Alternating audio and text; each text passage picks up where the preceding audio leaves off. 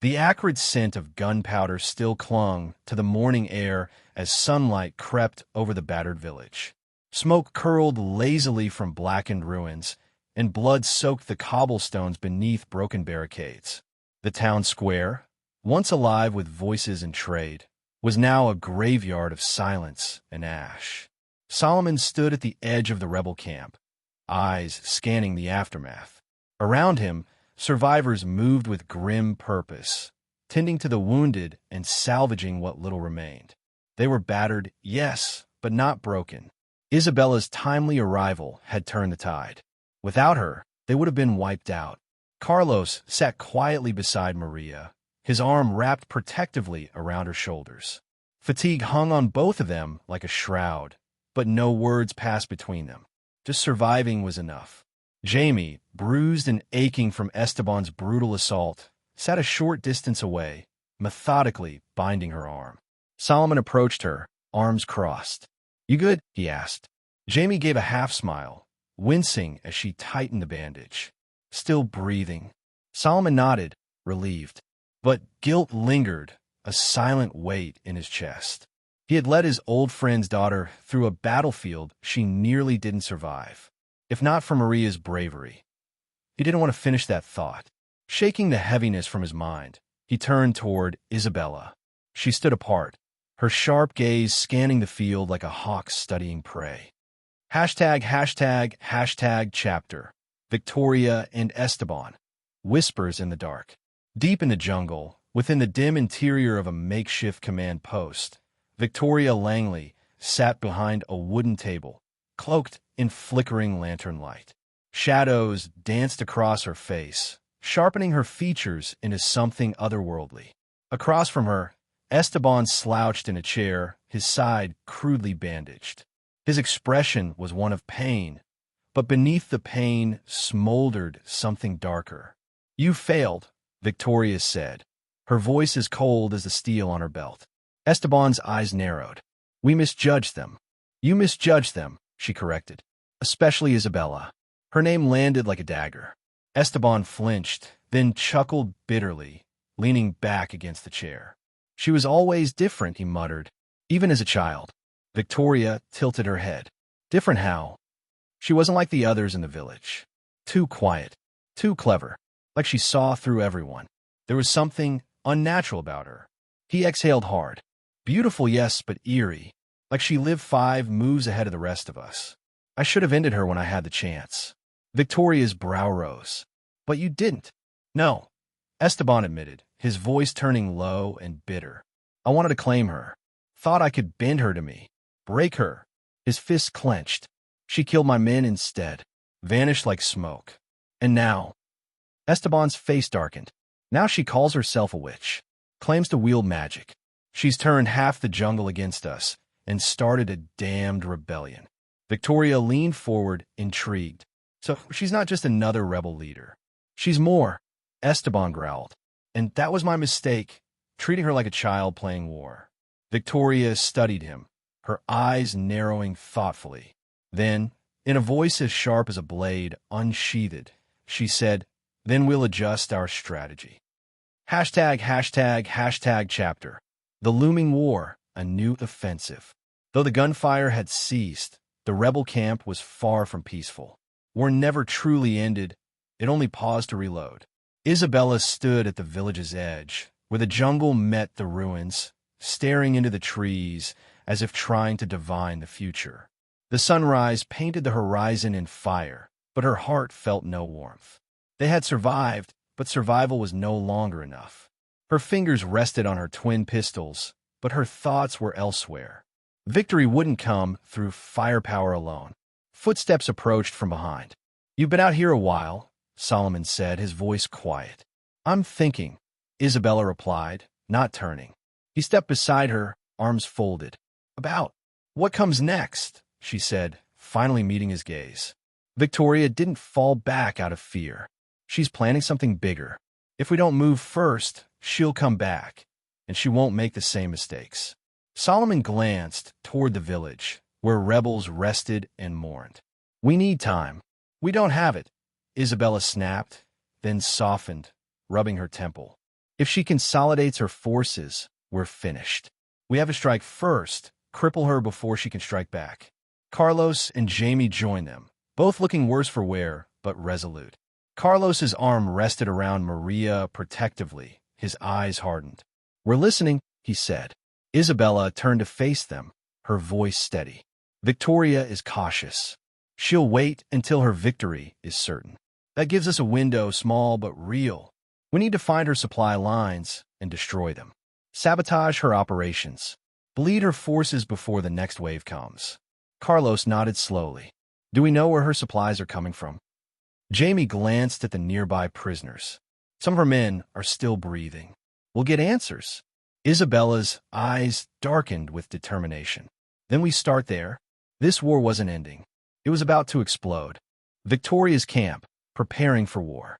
Beneath the thick canopy of the jungle, cloaked in shadow and silence, Victoria Langley's forward operating base thrived like a predator's den, hidden, calculated, and dangerous. Unlike the rebels' scattered, impromptu camps, hers was a model of military precision. Clean tents, rigid patrols, and soldiers trained for surgical warfare moved with synchronized intent. Within the heart of the camp, a dimly lit command tent pulsed with the quiet energy of strategy. A broad table stood at its center, buried under satellite images, reconnaissance notes, and supply manifests. The mood inside was taut, the sting of the last battle still fresh in the air. Victoria sat at the head of the table, eyes sharp and unreadable as she studied the map before her. Around her were the best minds and hardened hands she had at her disposal. Major Nathan Carter, every inch the seasoned warrior with his silver-streaked hair and a scar that carved through his cheek, leaned in. "The rebels lost a lot," he said, voice like gravel over stone. "But they've got fuel left in the tank. And after what happened, they're going to come back swinging." Captain David Reynolds nodded, tapping a marked line on the map. "Solomon and Isabella are smart. They'll come for our supply chains. That's how I play it." Victoria's fingers tapped rhythmically on the table. "Then we intercept before they can act." A brief silence. Then Lieutenant Sarah Hayes broke it, her green eyes gleaming. "The prisoners Esteban captured. Are they secure?" Victoria's gaze darkened, ice settling into her voice. "Esteban is a risk. His obsession clouds his judgment." She looked to Carter. "Ensure the prisoners are silenced. Permanently. We cannot afford leaks." Carter gave a slow nod. "Understood." Reynolds leaned forward. "What about reinforcements? We need more men, more tech if we're going to put them down for good." Victoria's lips curled into a thin, cold smile. "Already in motion. Weapons and fresh troops will arrive in 72 hours. Until then, we fortify and we prepare." She turned to Sarah. "Deploy full surveillance across every known rebel position. I want their movements tracked down to the breath." "Drones will be airborne by dawn," Sarah affirmed. Victoria's hand curled into a fist on the table. She had underestimated Isabella once. She would not make that mistake again. The rebel camp, the witch's blessing. Though the battle was over, the pain lingered. Fires crackled across the camp, casting flickering shadows over faces lined with fatigue. Makeshift beds were laid out beneath the open sky, filled with groaning fighters too injured to stand, too proud to scream. In the center of the camp, Isabella stood before them. Her presence commanded silence, not by force, but by reverence. The air shimmered faintly as golden light began to emanate from her hands. "May your wounds mend and your strength return," she whispered, voice calm but resolute. A wave of soft energy pulsed outward, sweeping across the injured. Gasps filled the air as pain dulled, bleeding slowed, and broken limbs tingled with renewed sensation. Life returned to faces pale with despair. A young man stumbled forward, carrying a girl in his arms. His sister, no older than 10, pale as ash and barely breathing. He fell to his knees before Isabella, desperation etched in every line of his face. "Please save her." Isabella knelt. Her expression didn't shift, but her eyes softened. She laid her hand on the child's forehead. Light surged once more. Slowly, The girl's wound closed, and color returned to her cheeks. Her eyes fluttered open, a beat of stunned silence. Then, one voice whispered, "The Witch of Salvation." Another took up the chant. Soon, the jungle echoed with cries of hope. "The Witch of Salvation! The Witch of Salvation!" Isabella stood, breath shallow, energy drained, but unshaken. She turned and walked away, the crowd parting like mist around her. The cheers followed, a tide of belief rising in her wake. The rebel command tent, a war reborn. The command tent was alive with quiet intensity. Around a battered table, the key leaders of the resistance leaned in, the weight of war reflected in their eyes. Carlos traced a red line on the map. "We've identified 3 key supply routes. If we strike fast before reinforcement arrive, we can cripple their logistics." "They'll expect that," Solomon said. "We need to hit them where it hurts, but unpredictably."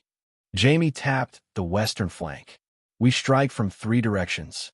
Spread them thin, force chaos." Isabella entered then, her steps steady despite the drain of her healing magic. Solomon glanced up. "You sure you're ready?" "No time to rest," she said. "Victoria won't wait." Solomon gestured to the map. "Carlos, eastern flank. Jamie and Maria, take the west. Isabella and I will hit the central route." Carlos nodded. "We'll leave nothing standing." Jamie smirked. "Let's give them a welcome they won't forget." The village doctor, Carlos' father-in-law, spoke up, his voice low. "You're sending wounded people back into the fight." Isabella met his gaze. "If we don't strike now, there'll be nothing left to protect." A long silence. Then Solomon said what they all knew. "We move at night. The jungle would burn again." Fate. Night cloaked the camp in uneasy stillness. In her tent, Isabella sat alone, a single candle casting long shadows against the canvas walls. She closed her eyes and reached inward. Magic stirred around her, a current she barely controlled. Visions flickered, steel clashing under moonlight, blood running through leaves, a scream swallowed by fire. Hope, death, victory, loss. It spun together, impossible to separate. She opened her eyes slowly. The path ahead was unclear, but fate was moving, and the storm was coming. Hey, welcome to Firescale Audiobooks. If you enjoy our audiobooks, please consider subscribing to the channel. Also, feel free to share your review in the comments section below. The jungle was alive with the sounds of insects, distant howls, and the faint rustle of leaves as the wind moved through the dense canopy. Beneath this natural symphony, the rebels prepared for battle.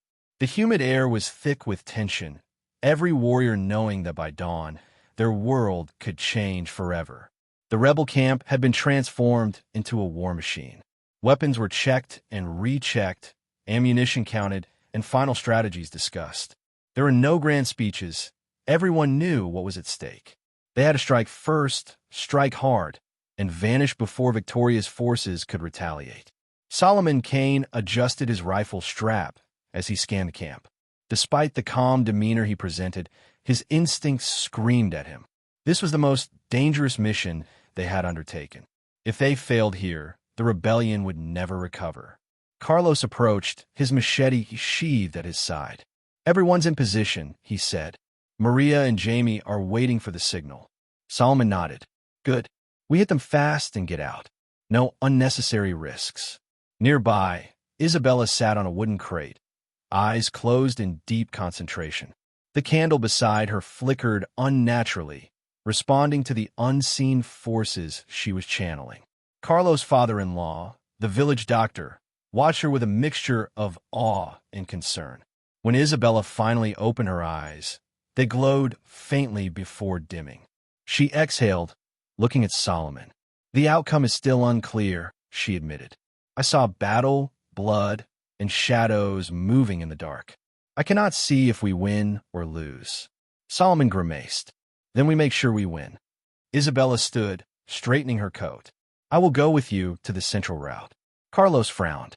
"Is that wise?" "Victoria fears me.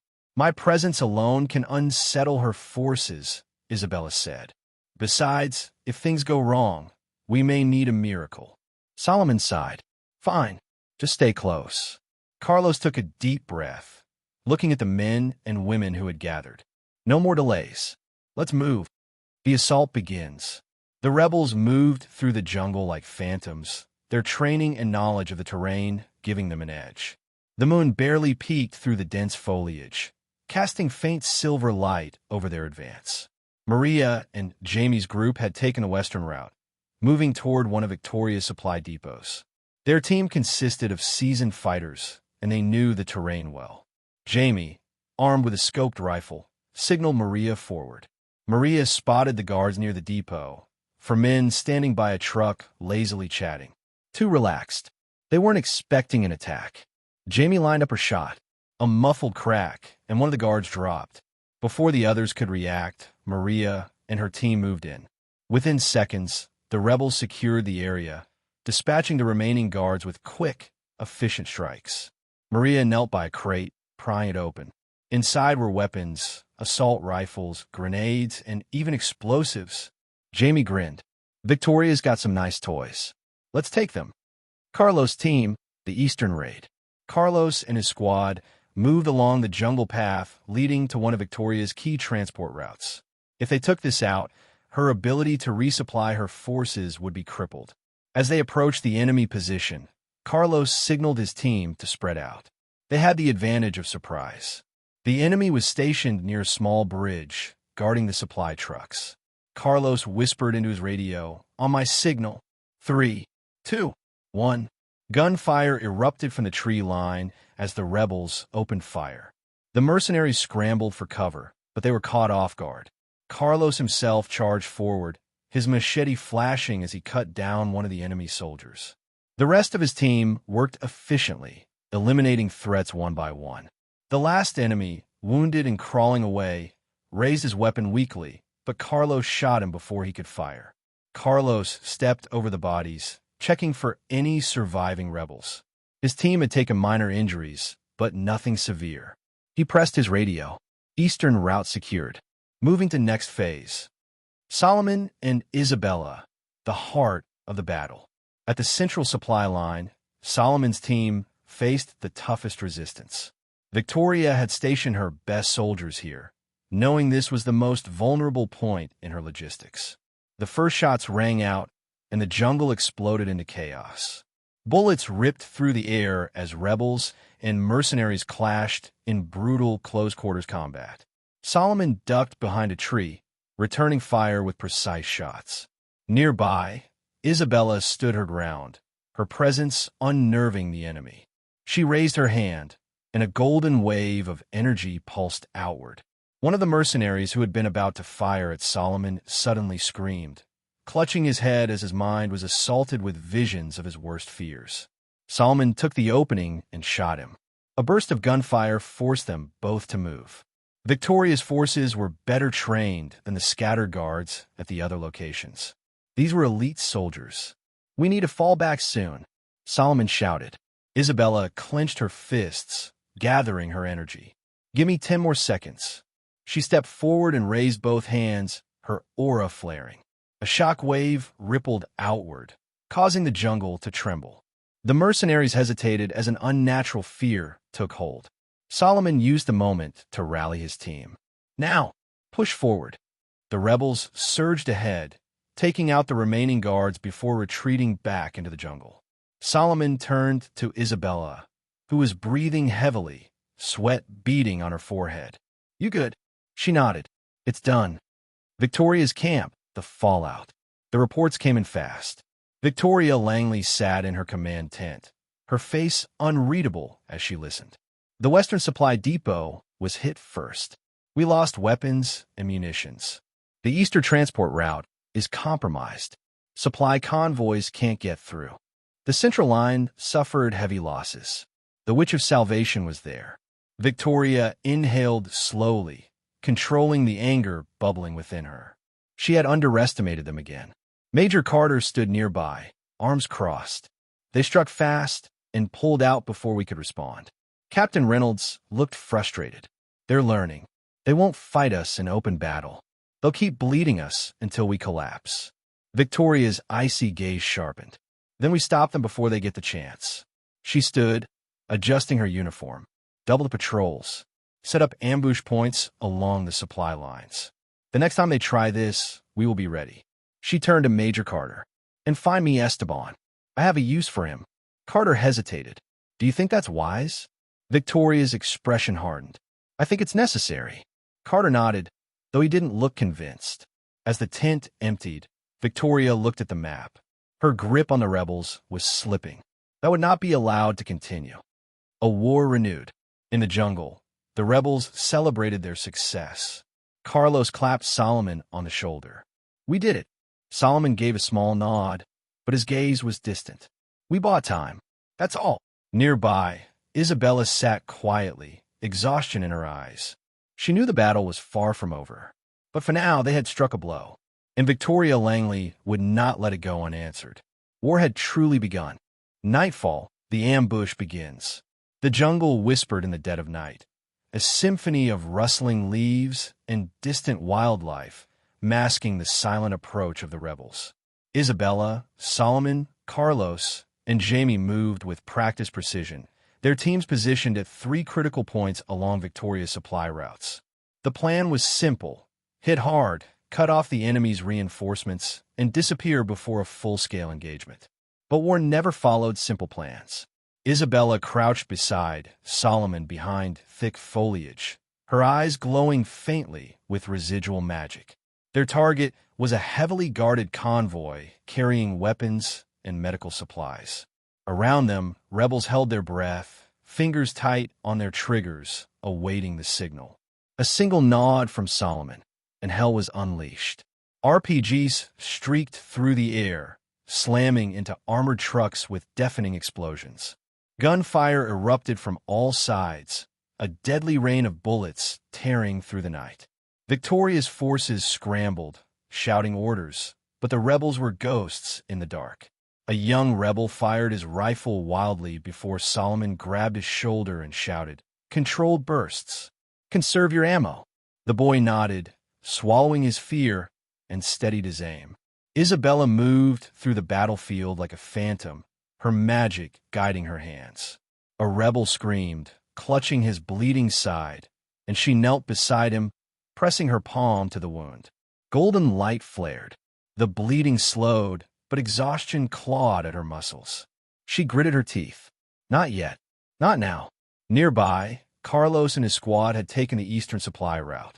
The first wave of guards lay dead, but more were coming. Carlos barked orders, his voice sharp and commanding.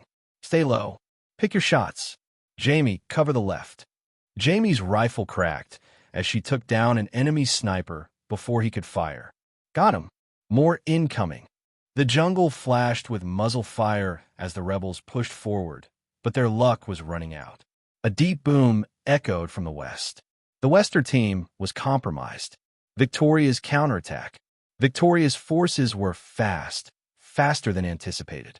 Heavy reinforcements had been stationed closer than the rebels expected, and now they were closing in from all sides.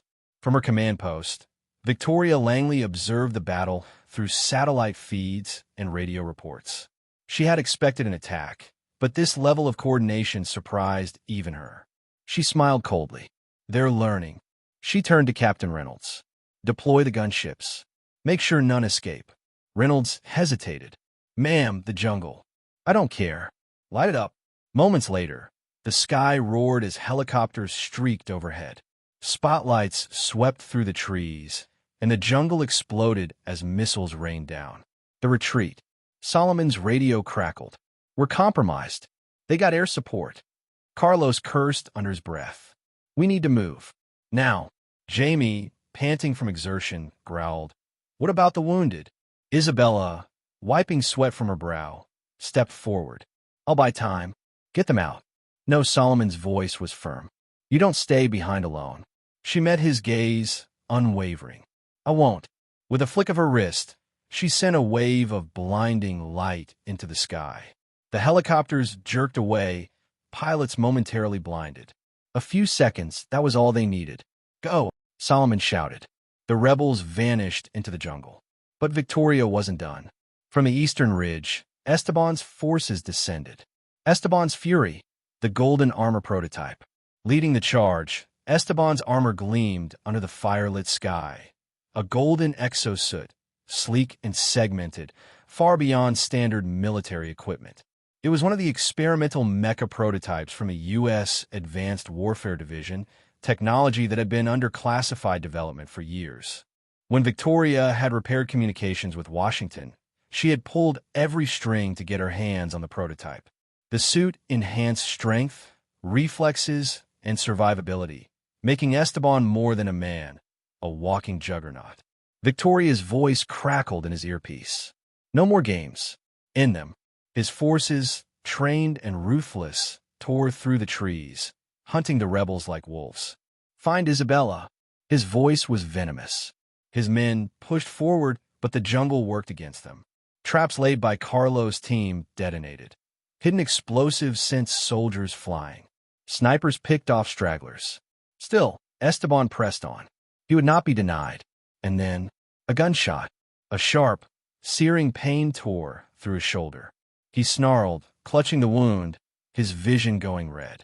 Solomon Kane stood across the battlefield, rifle smoking. You again. Esteban's lips curled. I'll carve your heart out. Solomon smirked, stepping backward. Come a try. Then a massive explosion erupted between them, shaking the ground. Isabella had sent a wave of pure force, knocking soldiers back and shattering trees. Smoke filled the air. When it cleared, the rebels were gone. And Esteban screamed in rage. Alejandro's last stand, the unknown destination. Far from the battlefield, Alejandro, Carlos's father, who wasn't present in the rebellion as his team, and he had been fighting their own war. The mission was simple: break through Victoria's blockade and reach the location Isabella had foretold. The reality was brutal. An entire platoon of Victoria's mercenaries lay between them and freedom. Alejandro had fought wars before, but this was slaughter. His men had fallen one by one, bullets, blades, and explosions claiming them. Now, only a handful remained. Blood dripped from Alejandro's side, but he kept moving. Failure was not an option. Miguel, the last of his men, clutched his arm. We don't even know what's there, boss. Alejandro exhaled, his body on the verge of collapse. We don't need to. She saw it. She said this place was the key. That's enough for me. Through the trees in the distance, lights flickered. Not torches, but something structured. Organized. A final gunfight erupted. One last push. 3 rebels fell. Then another. Alejandro staggered, gripping his rifle. Just a few more steps. Miguel gasped, falling limp. A final gunshot. Alejandro fired his last bullet into the enemy's skull before collapsing to his knees. Figures emerged from the darkness. Armed soldiers in foreign uniforms. Voices shouted in English. We got survivors. Strong hands grabbed Alejandro, lifting him. His vision blurred. Had they reached the Americans? Some other faction? He didn't know. All he knew was Isabella had been right. They had reached the place that would decide the war. And then, everything faded to black. Victoria's hunt. The jungle pulsed with tension, a living beast under the moonlight. Searchlights scoured the dense foliage, drones hummed in the sky, and command outposts crackled with constant updates. Victoria Langley stood at the center of it all, her eyes cold and unyielding. A map flickered in front of her, detailing every known escape route, rebel hideout, and recent engagement zones. But the one thing she needed most, Jamie Lancaster's location, remained elusive. Her fingers tapped against the table. Impatient, frustrated, angry. Where is she? Her voice was a low snarl, directed at the intelligence officers huddled around her. Esteban shifted uneasily, his arms still wrapped in fresh bandages from his encounter with Solomon Kane. We've been sweeping every possible escape route. Jamie couldn't have gone far. Not fast enough, Victoria snapped. I want every possible lead followed. Turn this jungle upside down if you have to. The officer hesitated. Ma'am, if we focus entirely on Jamie, we risk losing track of the remaining rebels. Do it. Now. After giving an ultimatum to her officer, she turned her glare to one of her tech officers. Initiate full area surveillance. Satellite, drones, infrared scans. I don't care if we have to set this entire jungle on fire. A tech officer hesitated before speaking. If we focus too much on Jamie, we risk giving the rebels time to regroup. Victoria's glare cut through the room like a knife. I don't care. Find her. Now. Everyone scrambled into action. Jamie Lancaster would be found. Even if Victoria had to burn the entire jungle down to do it, because she understood that Jamie Lancaster wasn't just another fugitive. She was a Lancaster, and if there was one thing Victoria had learned over the years, it was that the Lancaster family never went down quietly. Alejandro's arrival at the SEALs camp. Alejandro staggered into the SEALs forward base, his clothes torn, his body bruised. He had made it out of hell, but at a terrible cost. 2 SEAL medics immediately grabbed him, laying him down on a stretcher. One of them checked his wounds. Jesus, you look like you crawled through fire. Alejandro chuckled weakly. Felt like it, too. Commander Jack Turner stepped forward, arms crossed, studying him with a sharp gaze. Who the hell are you? Alejandro's breath was ragged, but his mind was sharp. Someone who needs your help. Jack frowned. We're not in the business of picking sides in a civil war. Alejandro smirked. Maybe you'll change your mind when you hear what I have to say. Jack raised an eyebrow. Go on. Alejandro took a deep breath and spoke one name. Solomon Kane. The entire room fell silent. David Lancaster, who had been standing nearby, stiffened. His heart pounded in his chest as he stepped forward, eyes locked onto Alejandro. Solomon Kane? His voice was urgent, demanding. You saw him? Alejandro nodded slowly. Yes. And your daughter, Jamie. ID felt his world tilt. She's alive. His voice was almost a whisper. Yes. Solomon is protecting her, Alejandro confirmed. David closed his eyes for a brief moment, his hands clenching into fists. Relief, fear, determination, all crashed into him at once. Then, he turned to Jack Turner. You have to help us, David said, his voice unwavering. Victoria is hunting my daughter. If we don't act now, she'll never escape. Jack hesitated. His expression was unreadable as he processed the weight of the request. David, he exhaled, rubbing the back of his neck. You're asking me to go against Victoria Langley. She represents the United States government. If we interfere, we're putting ourselves in direct opposition to a tyrant. David interrupted. His voice was fierce, desperate, and unwavering. She doesn't care about the government. She cares about power. You've seen what she's willing to do, what she's already done. Jack was silent. He knew David was right, but he also knew what it would mean. Going against Victoria wasn't just a mission, it was treason. David saw the hesitation in Jack's eyes. For the first time in years, Jack Turner looked uncertain, and that was when David felt his own hesitation rise. Jack, though being his commander, was also one of his closest friends, the man he had trusted with his life. If even Jack was uncertain, then was David really making the right call? His mind was at war with itself. Calling his father, Admiral Henry Lancaster, was a step he had sworn never to take. Their relationship had been broken for years. His father had opposed his marriage to Beth, had resented his choices, had never accepted his decisions. David had cut all ties with the Admiral. But now, he wasn't just David Lancaster, the estranged son. He was a father, and his daughter needed him. David felt his body tremble ever so slightly, until his eyes caught something. Beth, his wife, was standing there, her hands clasped together. Her eyes pleaded with him. Then he looked to Sophia, his sister, and to Ryan, his closest friend. They weren't pleading, they were encouraging him, telling him, through their silent gazes, that he had to do what was right.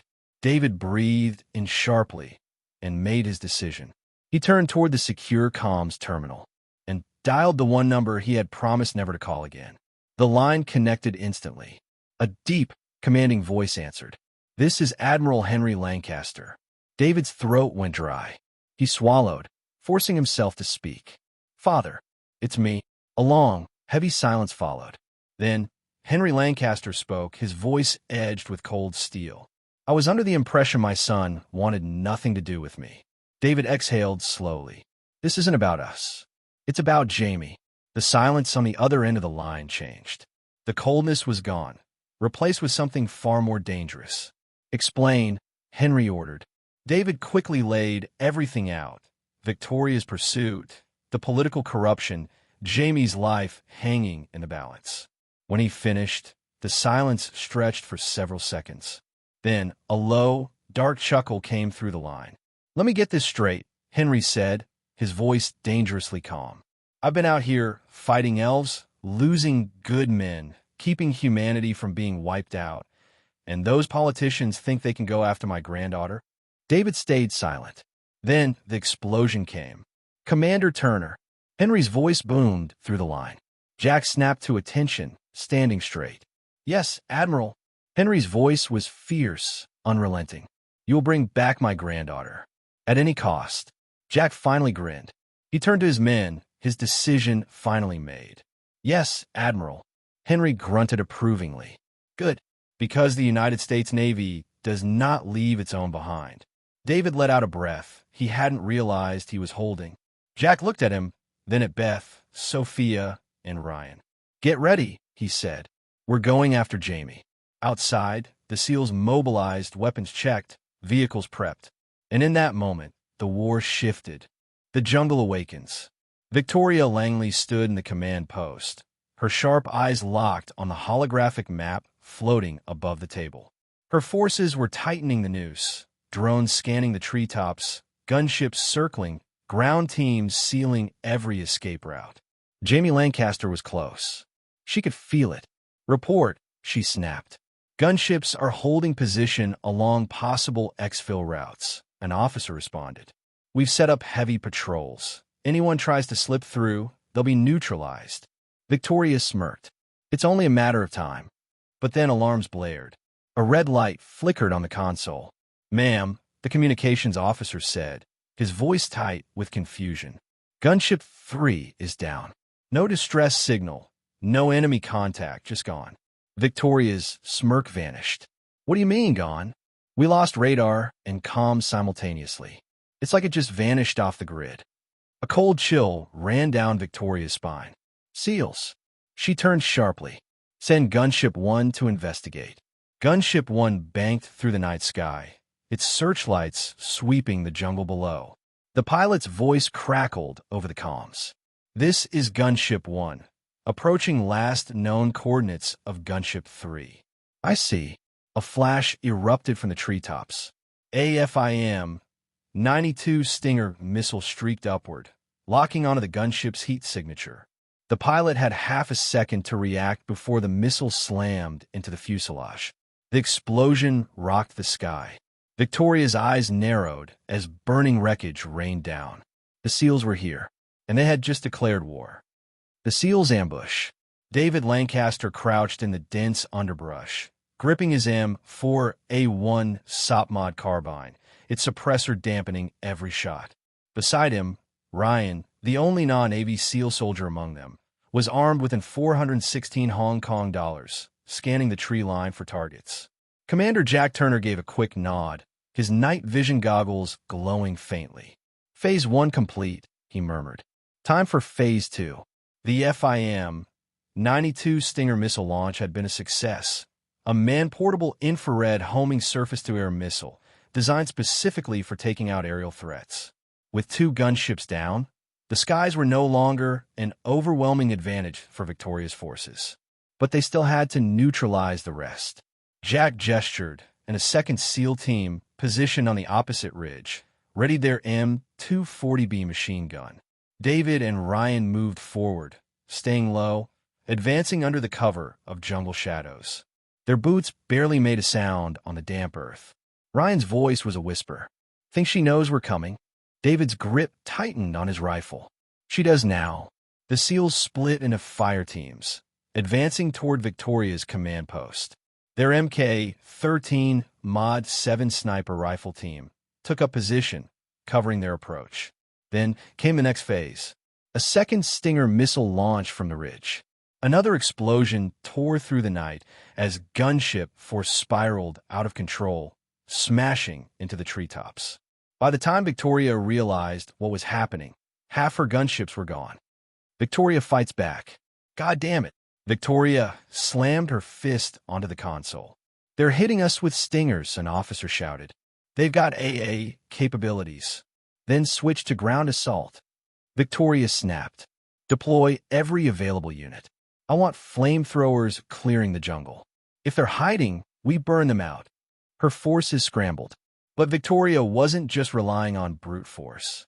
She knew these SEALs weren't amateurs. They had a goal, and if she was right, that goal was her. She turned to her officers. Double the perimeter guards. No one gets through. The SEALs thought they could outmaneuver her. She'd show them why she was feared. Breaking through, David signaled to Ryan and Jack as they approached the perimeter of the command post. The area was well guarded. Mercenaries armed with AK-103s, RPK light machine guns, and RPGs patrolling in pairs. But the SEALs had the advantage of stealth and training. Jack gestured for a coordinated takedown. The suppressed shots rang out like whispers in the dark. Guards crumpled before they even knew what hit them. Ryan set up a claymore mine, rigging it along the main supply path. If reinforcements came, they'd walk straight into a blast of 700 steel ball bearings, traveling at 4,000 feet per second. David pushed forward. They were close now. But then, contact! A Victoria mercenary patrol stumbled across them, opening fire. Bullets shredded through the jungle. David dove behind a tree, returning fire with controlled bursts. Jack flanked right, tossing a flashbang before moving in. Ryan fired a 40mm grenade launcher, taking out an enemy sniper in the watchtower. The SEALs pushed forward, cutting through the chaos. Then, visual on the command post. Ryan exhaled. This is it. David raised his rifle. We end this. The final push. Inside the command post, Victoria pulled her sidearm. She could hear the firefight closing in. Her guards were losing. Her gunships were burning. And now, the SEALs were at her door. The first breach charge went off. The walls shook. Victoria stood her ground. She had planned for this moment. And if David Lancaster wanted her, he'd have to fight for it. Victory? Victoria Langley moved swiftly through the smoke-filled corridors of her command post, flanked by her remaining loyal officers. The building trembled from nearby explosions, and gunfire echoed from all directions. Outside, 2 surviving gunships hovered over the clearing, their side gunners laying down suppressive fire as Victoria sprinted toward her waiting helicopter. David and Ryan burst through the shattered remains of the compound's entrance, spotting her just as she climbed aboard. Ryan raised his 416 Hong Kong dollars, firing a controlled burst, but a wall of covering fire from the gunships forced them to take cover. The helicopter's rotors spun faster, lifting off the ground as Victoria locked eyes with David for a brief moment. Her expression unreadable. David cursed, switching to his M203 grenade launcher, but the gunships immediately countered, forcing him and Ryan to dive back into the jungle as the aircraft soared into the night sky. Forget her. Jack's voice was firm, pulling them back to the mission. Jamie's still here. We find her first. Gritting his teeth, David lowered his rifle. Ryan exhaled sharply but nodded. Their priority was Solomon and Jamie. They turned back, vanishing into the ruins of the base, beginning their search.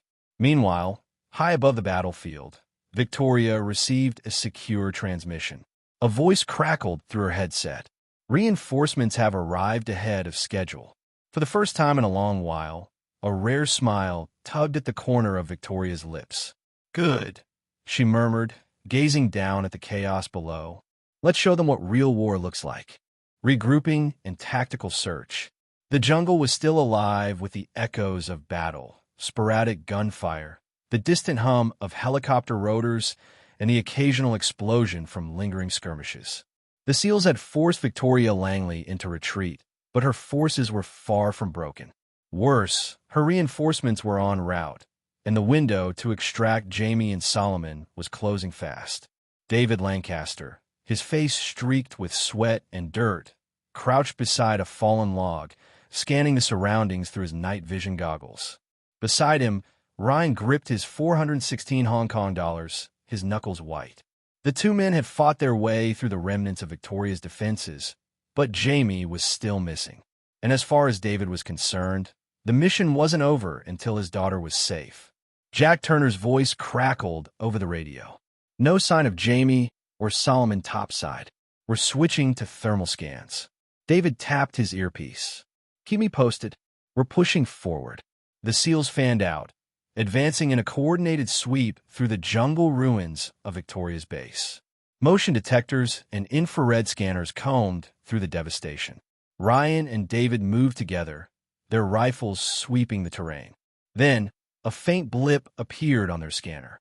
Underground structure, Ryan muttered, pointing to a partially collapsed section of concrete near the compound's ruins. David's heart pounded. Jamie. The SEALs moved in, finding Jamie and Solomon. With careful precision, they uncovered a hidden access hatch. Jack signaled for silence, then pried it open. A rusty metal ladder led downward into darkness. David was the first to descend. His boots hit the damp stone floor of a dimly lit underground chamber. The air smelled of sweat, blood, and stale gunpowder. Cells.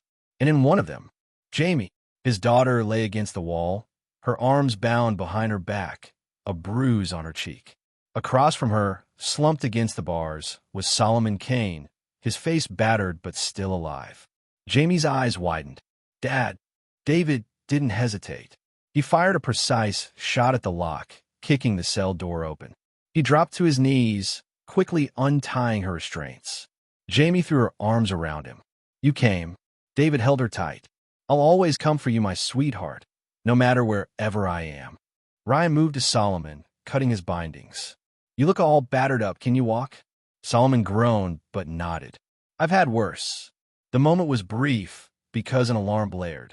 Jack cursed. We got incoming. Exfiltration turns into a fight for survival. Mercenaries flooded the underground corridors. The SEALs had mere seconds to react before gunfire erupted. David shoved Jamie behind him, his M4A1 barking as he dropped the first attacker. Ryan covered the left flank, taking out two more. The SEALs fought with brutal efficiency, clearing the tunnel one enemy at a time. A grenade rolled toward them. Move! Jack bellowed. The explosion rocked the chamber, sending dust and debris into the air. David shielded Jamie with his body, gritting his teeth as shrapnel scraped his shoulder. Ryan fired his last grenade round, collapsing a section of the tunnel behind them. That'll slow them down. Jack led them upward. We need to get to the evac zone now. They emerged from the underground just as gunships roared back into the sky. Contact 1 o'clock. David turned, only to see a golden exosuit-clad figure stepping into the clearing. Esteban's obsession and the duel. Esteban Morales, clad in a prototype golden exosuit.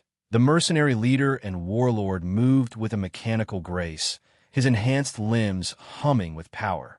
His suit, an advanced experimental model likely obtained through black market connections, gave him enhanced speed, strength, and durability, a walking tank. His gaze, however, was locked on Solomon. I don't care about your little war with that crazy woman. I only need one answer. Where is Isabella? David raised his rifle, but Esteban simply dodged faster than humanly possible, closing the distance in a blink. Ryan fired, only for the bullets to ricochet harmlessly off the exosuit's reinforced plating. Esteban smirked. You think I'd come unprepared after getting bested once? Take this. With a single, monstrous punch, he sent Ryan flying into a tree. David barely rolled aside as the exosuited warlord tore through their cover like paper. Jack barked into his radio. We've got a powered hostile.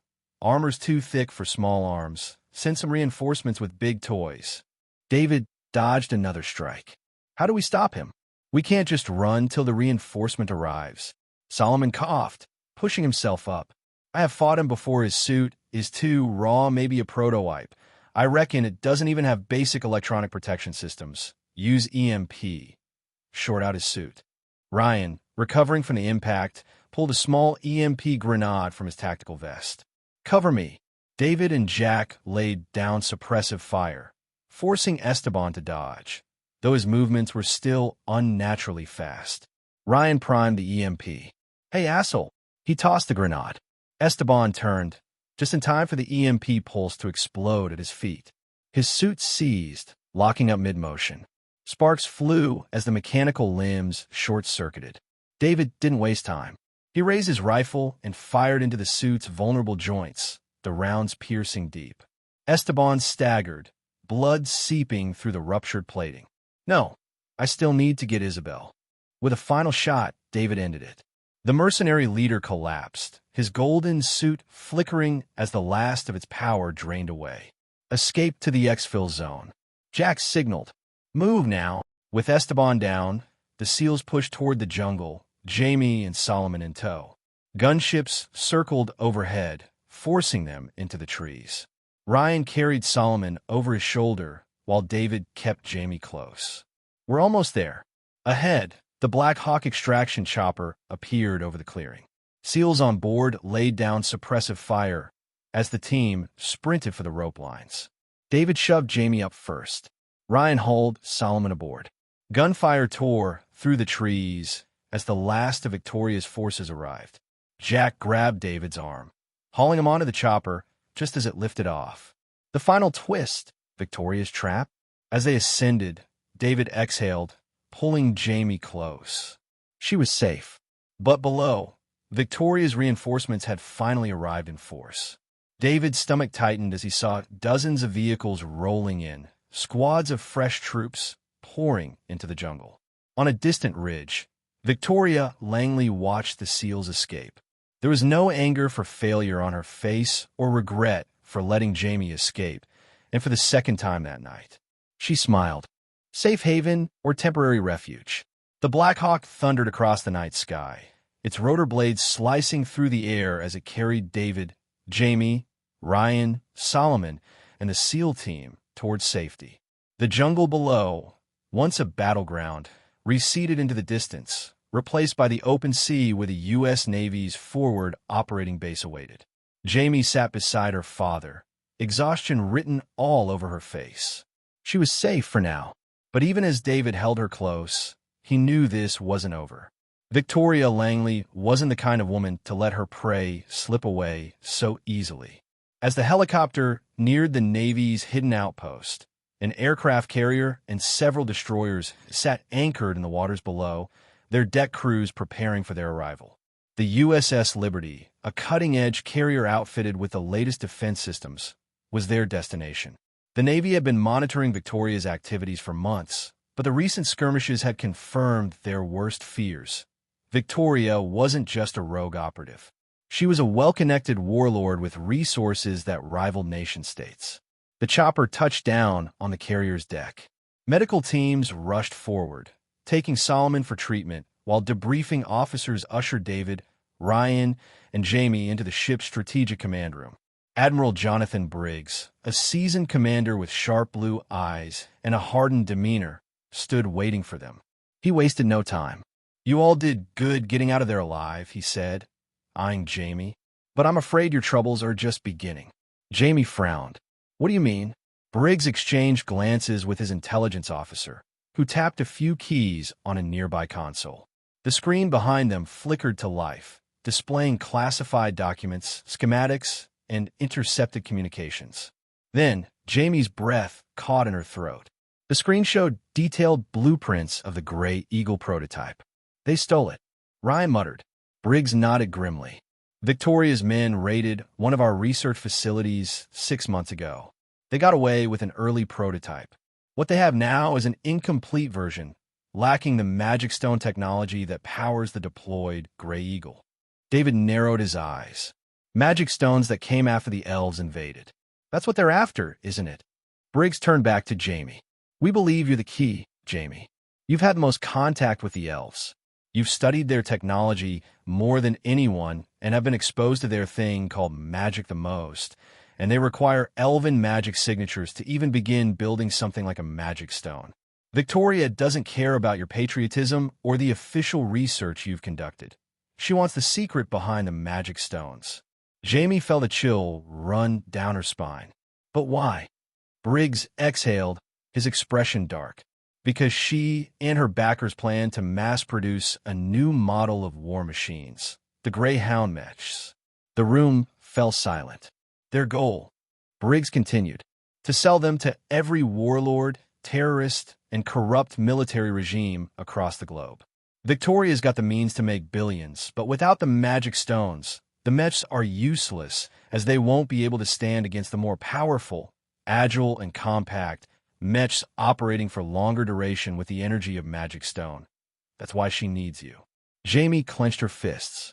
So all of this, everything she did, it was never about protecting humanity from the elves. Briggs shook his head. That was just a cover. Victoria and her political allies fed the world a story about national security and humanity's future, but in reality, they want nothing more than to flood the world with these war machines and earn some cash that would be enough to buy some small nations. Ryan slammed a fist against the table. Damn it, and I thought she was just another power-hungry lunatic. But this is worse. David's expression was unreadable, his mind racing. They had to stop her. But then, before anyone could react, a deafening explosion rocked the carrier. Victoria strikes back. The alarms blared. Chaos echoed through the command center as emergency lights flashed red. A frantic voice came over the ship's intercom. We're under attack.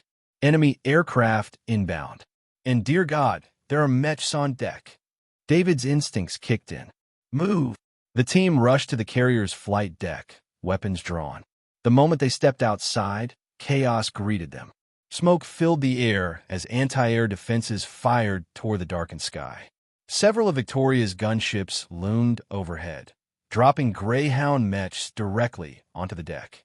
The hulking war machines stood over 20 feet tall, their armored frames reinforced with heavy plating and advanced targeting systems. Each step they took sent shockwaves through the deck. They're using the stolen prototypes. Ryan shouted. Jamie's blood ran cold. If Victoria was willing to deploy the Greyhounds here, it meant she was desperate. She was here for Jamie, and she wasn't leaving empty-handed. From the deck below, Victoria Langley's voice crackled over the loudspeakers. Jamie Lancaster, you're coming with me. Battle on the USS Liberty.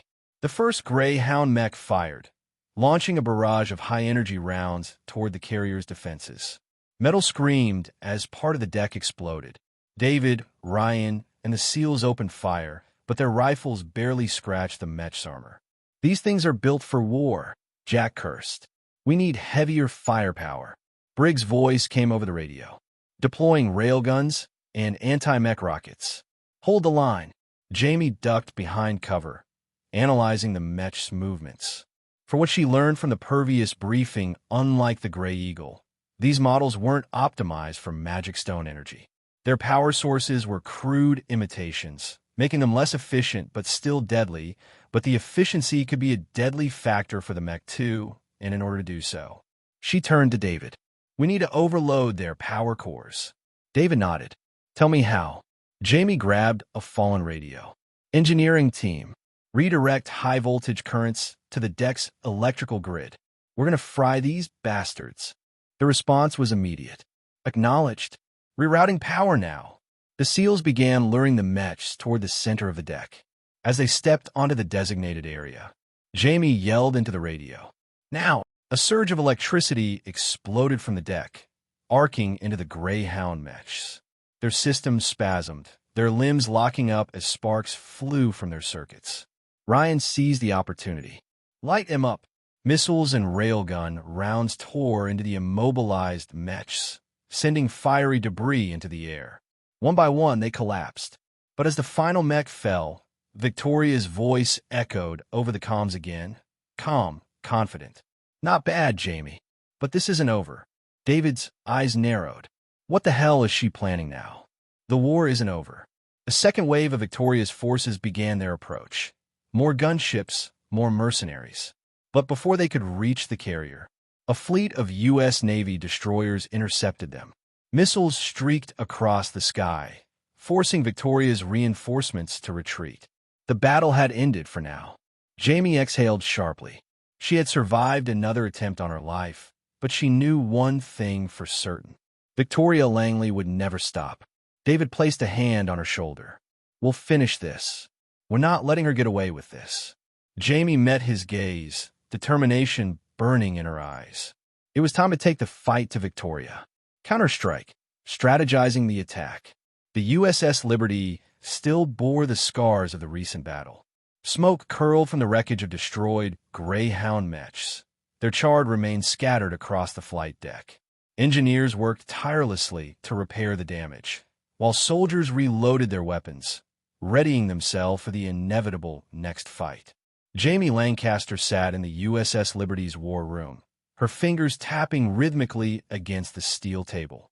Around her, the room buzzed with activity as intelligence officers, SEALs, and military strategists pored over maps, intercepted transmissions, and drone feeds. The last attack had made one thing clear. Victoria Langley wouldn't stop until she got what she wanted. If they remained on the defensive, she would keep coming, sending more mechs, more mercenaries, until she overwhelmed them. They had to strike first. David Lancaster, Jamie's father, leaned forward, his expression grim. We can't afford to sit around waiting for her next move. We need to take the fight to her. Admiral Briggs nodded. We've tracked her operations to a heavily fortified offshore platform in the South Pacific. It's a mobile command center, part ship, part factory. That's where she's mass-producing the Greyhound mechs. Jamie studied the satellite images displayed on the war table. The massive floating fortress was a sight to behold. Layered defenses, anti-aircraft cannons, and rows of half-assembled mechs standing in waiting bays. And that's where she's keeping the stolen Grey Eagle schematics, she murmured. Briggs continued. The facility is heavily fortified with automated defenses, drone patrols, and a fleet of stolen military assets. Solomon Kane, leaning against the wall with his arms crossed, smirked. So, all we got to do is storm a floating fortress packed with mechs, mercenaries, and Victoria herself? Sounds like my kind of party. Ryan, standing beside him, raised an eyebrow. You sound way too excited about this. Jamie ignored their banter, focusing on the key problem. Even if we get past their defenses, the real challenge is disabling the Greyhound production line. We can't let Victoria escape with those schematics. Or worse, complete the development of magic stone-powered mechs. Exactly, David confirmed. This isn't just a hideout. It's a production hub. If she succeeds in mass-producing Greyhound mechs, she'll flood the black market with enough firepower to destabilize entire regions. Briggs turned to Jamie. You're the expert on this technology. How do we shut it down permanently? Jamie exhaled, running calculations in her mind.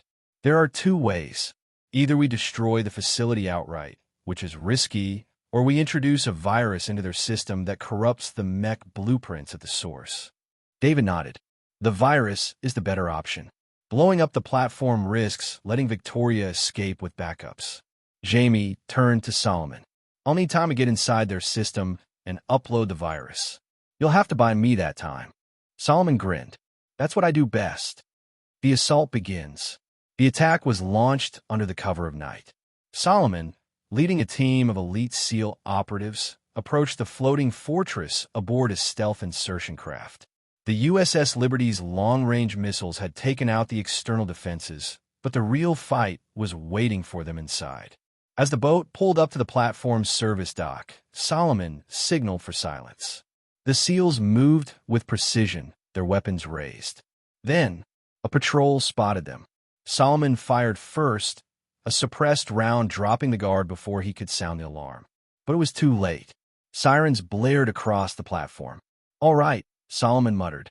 So much for stealth. The battle erupted. Gunfire cracked through the air as mercenaries swarmed from every direction. Solomon moved like a shadow, weaving through cover, his shots landing with deadly precision. One by one, the guards fell. Ryan provided covering fire as the SEALs advanced, breaching the main entrance. Inside, Greyhound mechs stood in their loading bays, still incomplete but operational. Solomon smirked. Let's see how tough these things really are. A mech activated, its targeting systems locking onto them. Solomon sprinted forward, throwing an explosive charge onto its exposed power core. Boom! The mech collapsed, its armor cracking from the explosion. But more were coming. Inside the fortress, while Solomon and the SEALs kept the enemy busy, Jamie and David infiltrated the control center. Jamie plugged her device into the mainframe, fingers flying across the keyboard. "I'm in," she whispered. "Deploying the virus now." David kept watch as she worked. "How long?" Jamie gritted her teeth. "A few more minutes." Then, Victoria's voice echoed through the intercom. "I see you, Jamie. Did you really think you could just waltz in here and shut me down?" The door slammed shut, locking them inside. Gas started hissing from vents. Jamie's heart pounded. She's flooding the room with knockout gas. David smashed a control panel, trying to override the locks. "We need to get out now." Jamie pressed one final key. Virus uploaded. Now we run. Victoria's last stand. Solomon had fought his way to the upper levels when Victoria's personal bodyguards blocked his path. They were trained killers, fast and ruthless. But Solomon was faster. He moved like a predator, dodging their attacks, countering with brutal efficiency. A knife flashed.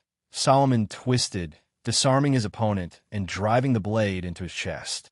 Victoria watched from a nearby balcony, her expression cold. "You just don't know when to quit, do you?" Solomon leveled his rifle at her. "You lost, Langley. Give it up." Victoria smirked. "Not today." She pressed a button. Explosives planted across the platform detonated. The entire structure shuddered. Solomon cursed. "She's sinking the place." Jamie's voice came through the radio. "Solomon, we need an exit now." Solomon grabbed a fallen mercenary's grappling hook and fired it toward a departing helicopter. He caught it just as the platform began to tilt. "Hold on," he yelled. Jamie, David, and Ryan sprinted onto the deck. Solomon swung the rope toward them, grabbing Jamie's arm as they leaped toward safety. Below, the floating fortress was swallowed by the sea. Victoria had escaped. For now. Aftermath.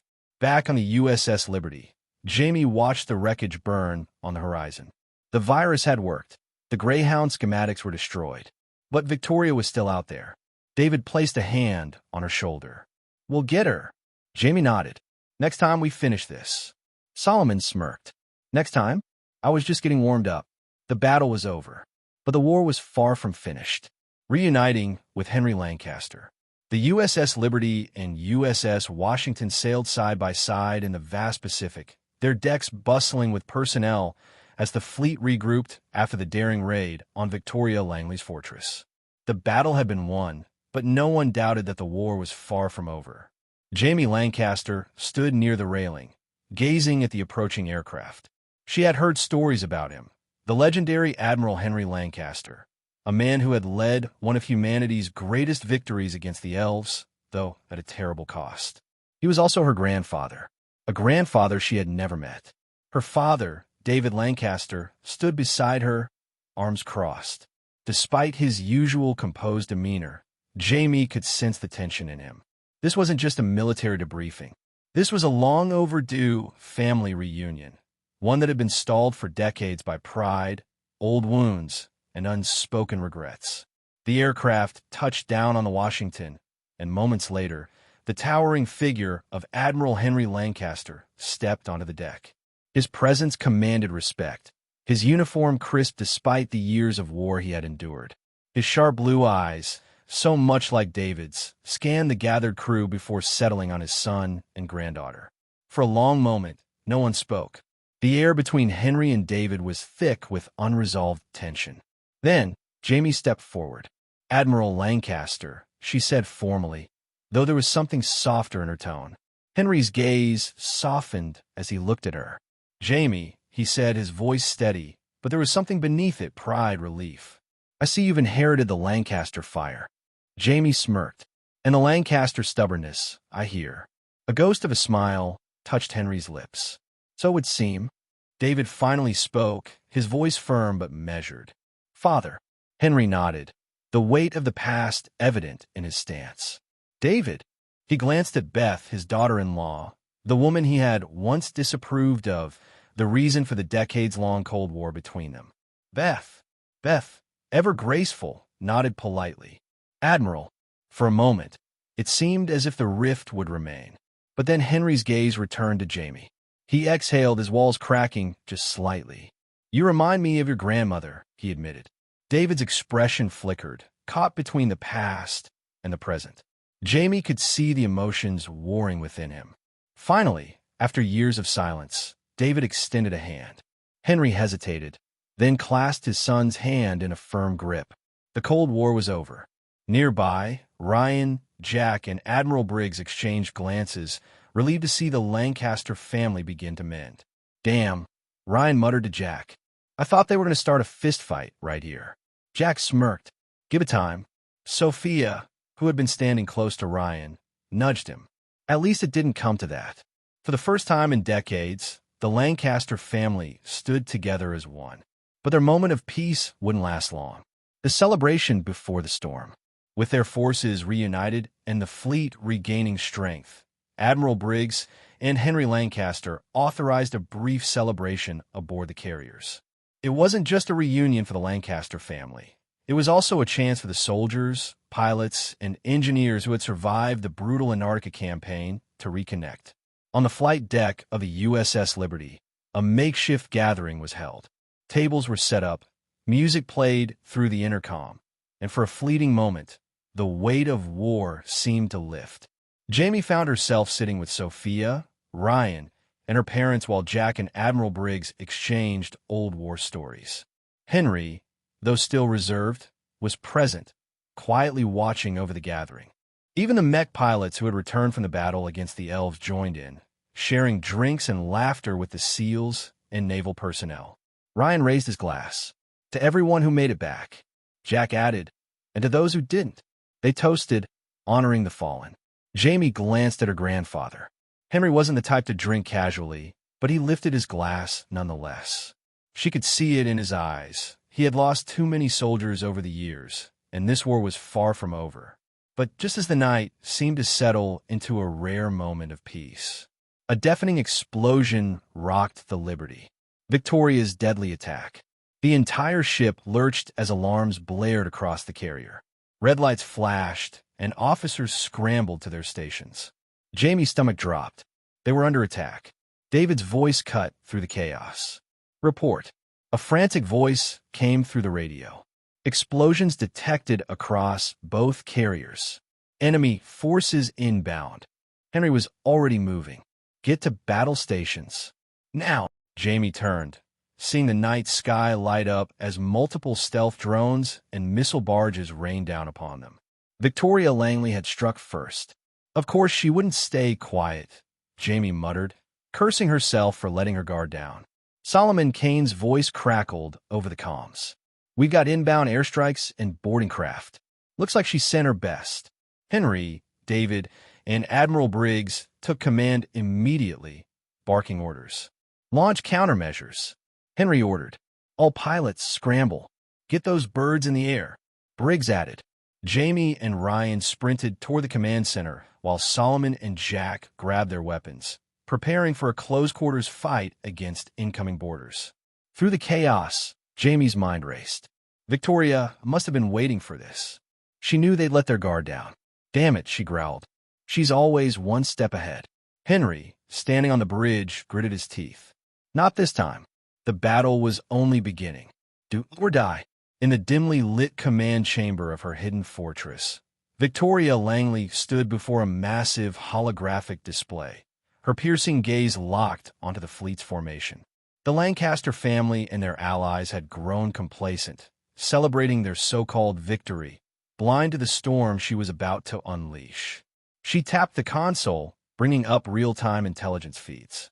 Her stealth drones were already in position, her missiles primed, her best infiltrators aboard high-speed boarding craft. Every detail had been calculated. The precise moment when defenses would be weakest, when key officers would be off guard, when the illusion of safety would be at its peak. A cold smile formed on her lips. Let them toast to their survival. Let them believe they've won. In mere moments, their triumph will turn to ashes. With a sharp nod, she gave the order. Commence the attack. Jamie, the first strike. The impact of the explosion still echoed in Jamie's ears as she sprinted through the USS Liberty's corridors, her heart pounding. The once celebratory atmosphere had been utterly shattered, replaced by the blaring of alarms and the thunder of anti-aircraft fire outside. Through the open hatches, she caught glimpses of the enemy's assault. Missiles streaking toward the fleet, aircraft launching in defense, and worst of all, Victoria's war machines, the Greyhounds, descending from the sky like metallic giants. At 20 feet tall, these hulking mechs weren't something infantry could fight head-on. Only tanks, battleships, planes, and other mechs could counter them.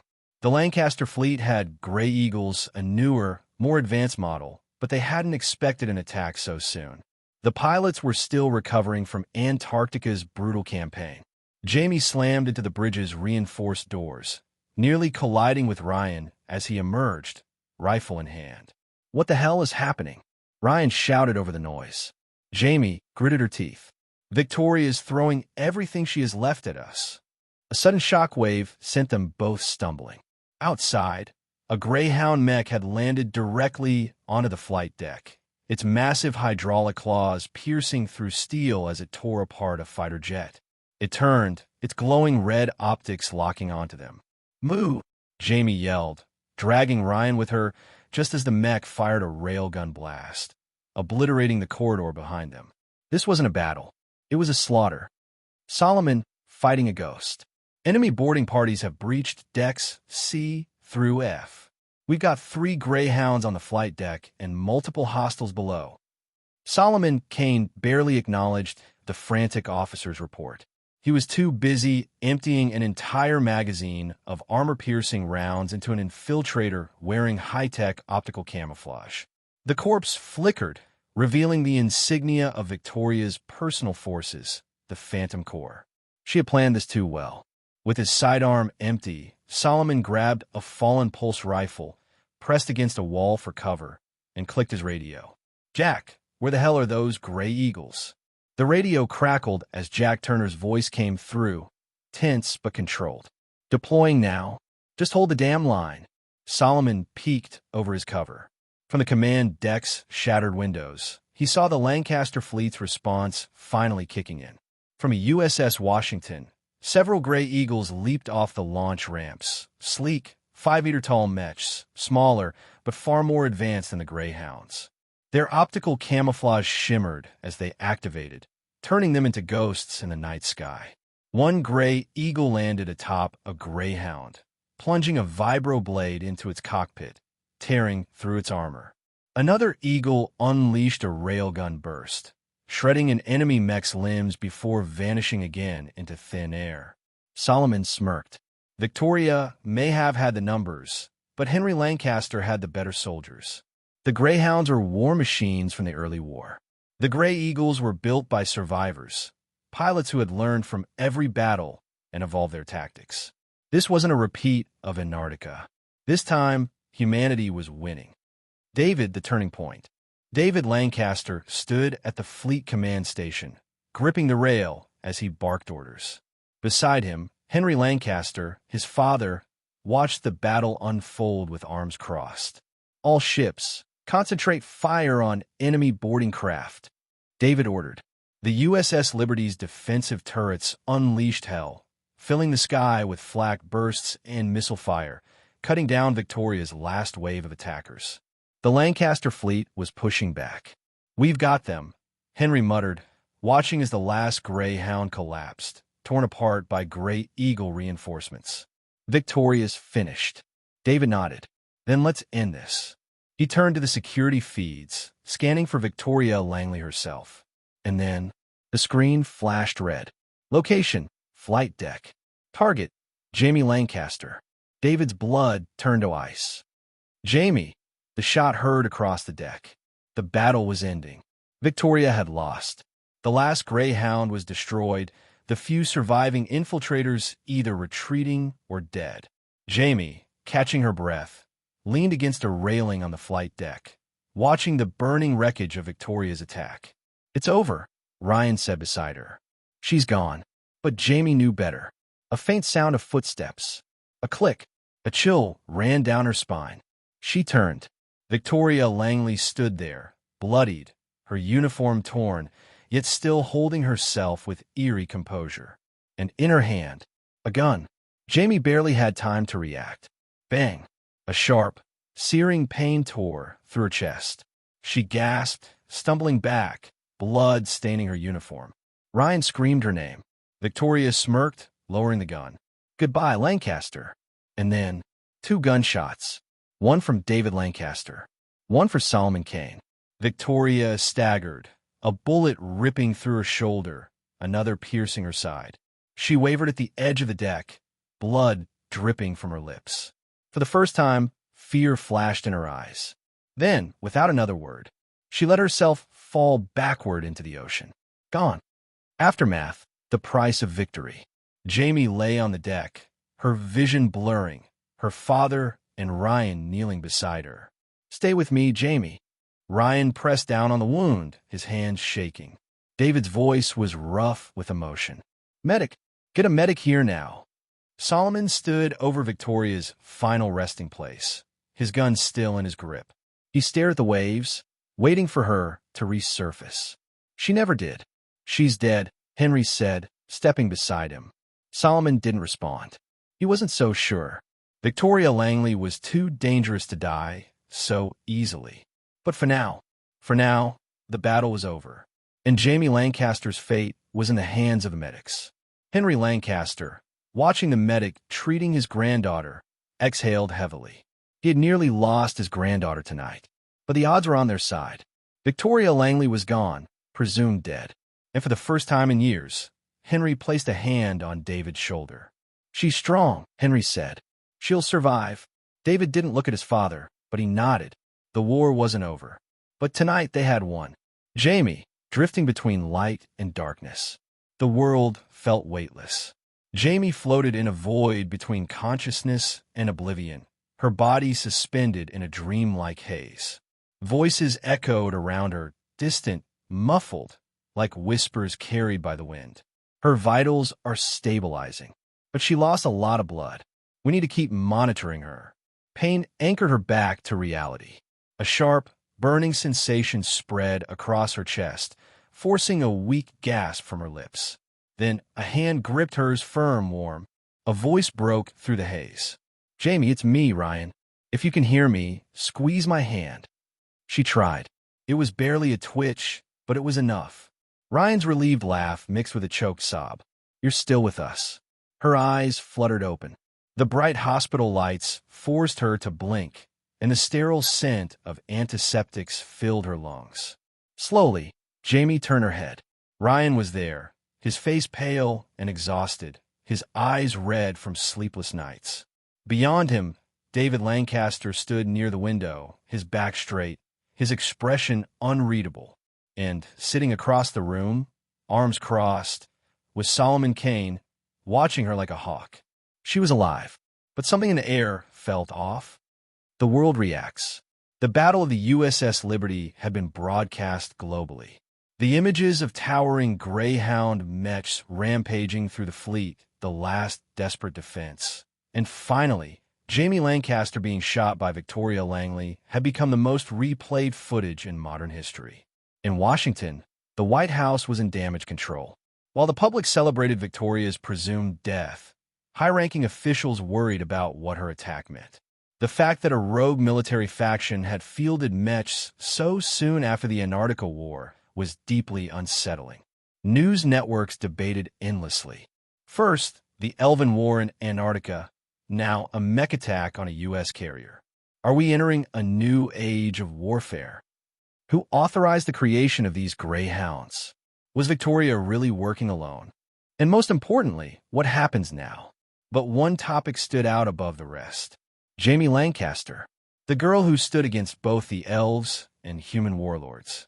The girl who nearly died stopping Victoria Langley. Some called her a hero. Others, a symbol of reckless military escalation. But no matter which side they took, one thing was clear.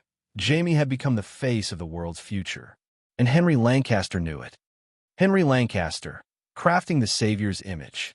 Inside a high-security bunker beneath Lancaster Tower, Henry Lancaster studied the political landscape unfolding before him. Around him, his most trusted advisors and intelligence officers provided updates. David Lancaster stood at his side, arms crossed. "They want to take her." Henry barely looked up. "Of course they do." The U.S. government sees Jamie as an asset. They'll try to recruit her, or worse, put her under permanent surveillance. They won't get the chance, Henry said firmly. One of the intelligence officers cleared his throat. Sir, we intercepted discussions from multiple agencies. The Pentagon is split. Some believe she should be honored, while others want her to be controlled. They fear she could become a dangerous figure if left unchecked. Henry smirked. That's exactly why we'll move first. David frowned. You're going to use her? I'm going to protect her. David exhaled, pinching the bridge of his nose. You're making her the symbol of humanity's resilience. I'm giving her an identity that no government would dare touch. Henry tapped a control panel. A massive screen lit up, displaying a press release draft. The headline read, Jamie Lancaster, the savior of humanity. She doesn't just represent the victory over Victoria, Henry continued. She represents the people who fought against the elves, the people who bled for this world's survival. The moment she wakes up, she won't just be my granddaughter. She'll be the hope of an entire generation. David clenched his jaw. And if she doesn't want that? Henry's expression softened, just for a moment. Then I'll protect her another way. Solomon Kane, who had been silent until now, chuckled. Smart move, old man. Make her untouchable. Henry nodded. Exactly.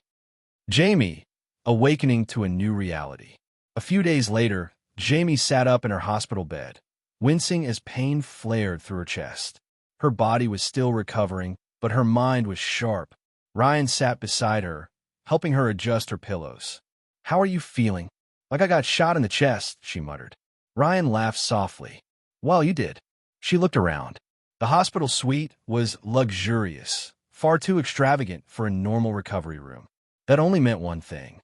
My grandfather's pulling something, isn't he? Ryan hesitated. He's protecting you. Jamie narrowed her eyes. Ryan, he sighed, rubbing his neck. The world saw what happened. You're everywhere. The news, social media, they're calling you the savior of humanity. Jamie's stomach twisted. What? Ryan nodded. Henry's making sure no one can touch you. The government can't turn you into a pawn if the people already see you as a hero. Jamie exhaled, staring at the ceiling. She never asked for this. She never wanted to be some grand symbol. But after everything she'd fought for, after nearly dying to stop Victoria Langley, did she have a choice? She clenched her fists. No, she didn't. If she let others decide her fate, she'd just be another tool in a war she had no control over. But if she played this right, she could control her own future. Her grandfather wasn't the only one who knew how to play the game. She looked at Ryan. Fine. If the world thinks I'm their savior, let's make sure I actually am. Ryan blinked in surprise, then grinned. You really are Lancaster. Jamie smirked. Damn right I am. And with that, she embraced the path before her. The path of humanity's chosen defender. The war wasn't over, and she had a role to play. Reunion. Ryan cleared his throat, softening his tone. Beth and Sophia have been handling things while you were out. They're giving interviews on different news channels, telling your story, and making sure the world sees you in a positive light. Jamie blinked. Wait, Beth and Sophia? Doing interviews? Ryan grinned. I know, right? Beth's been handling it like a pro, and Sophia's been making sure no one twists your story. Honestly, they're doing a damn good job. Jamie shook her head, half amused, half impressed. Ryan continued. And Carlos, he's here in the States now. Admiral Henry brought him over, gave him a job. He's working directly under him now. Jamie's eyes widened. Seriously? Ryan nodded. Yeah, his kids are finally getting a proper education, and his family has access to real health care. He's happy, Jamie. After everything he's been through, he finally has a shot at a better life. A warmth spread through Jamie's chest, not just from relief, but from something deeper. The people she fought for, the ones who stood by her, were safe. As Ryan continued talking about everything that had happened while she was in a coma, the door suddenly swung open. Beth stormed in, her face red with emotion, and before Jamie could react, she was pulled into a tight hug. You idiot, Beth whispered, her voice trembling. You scared the hell out of us.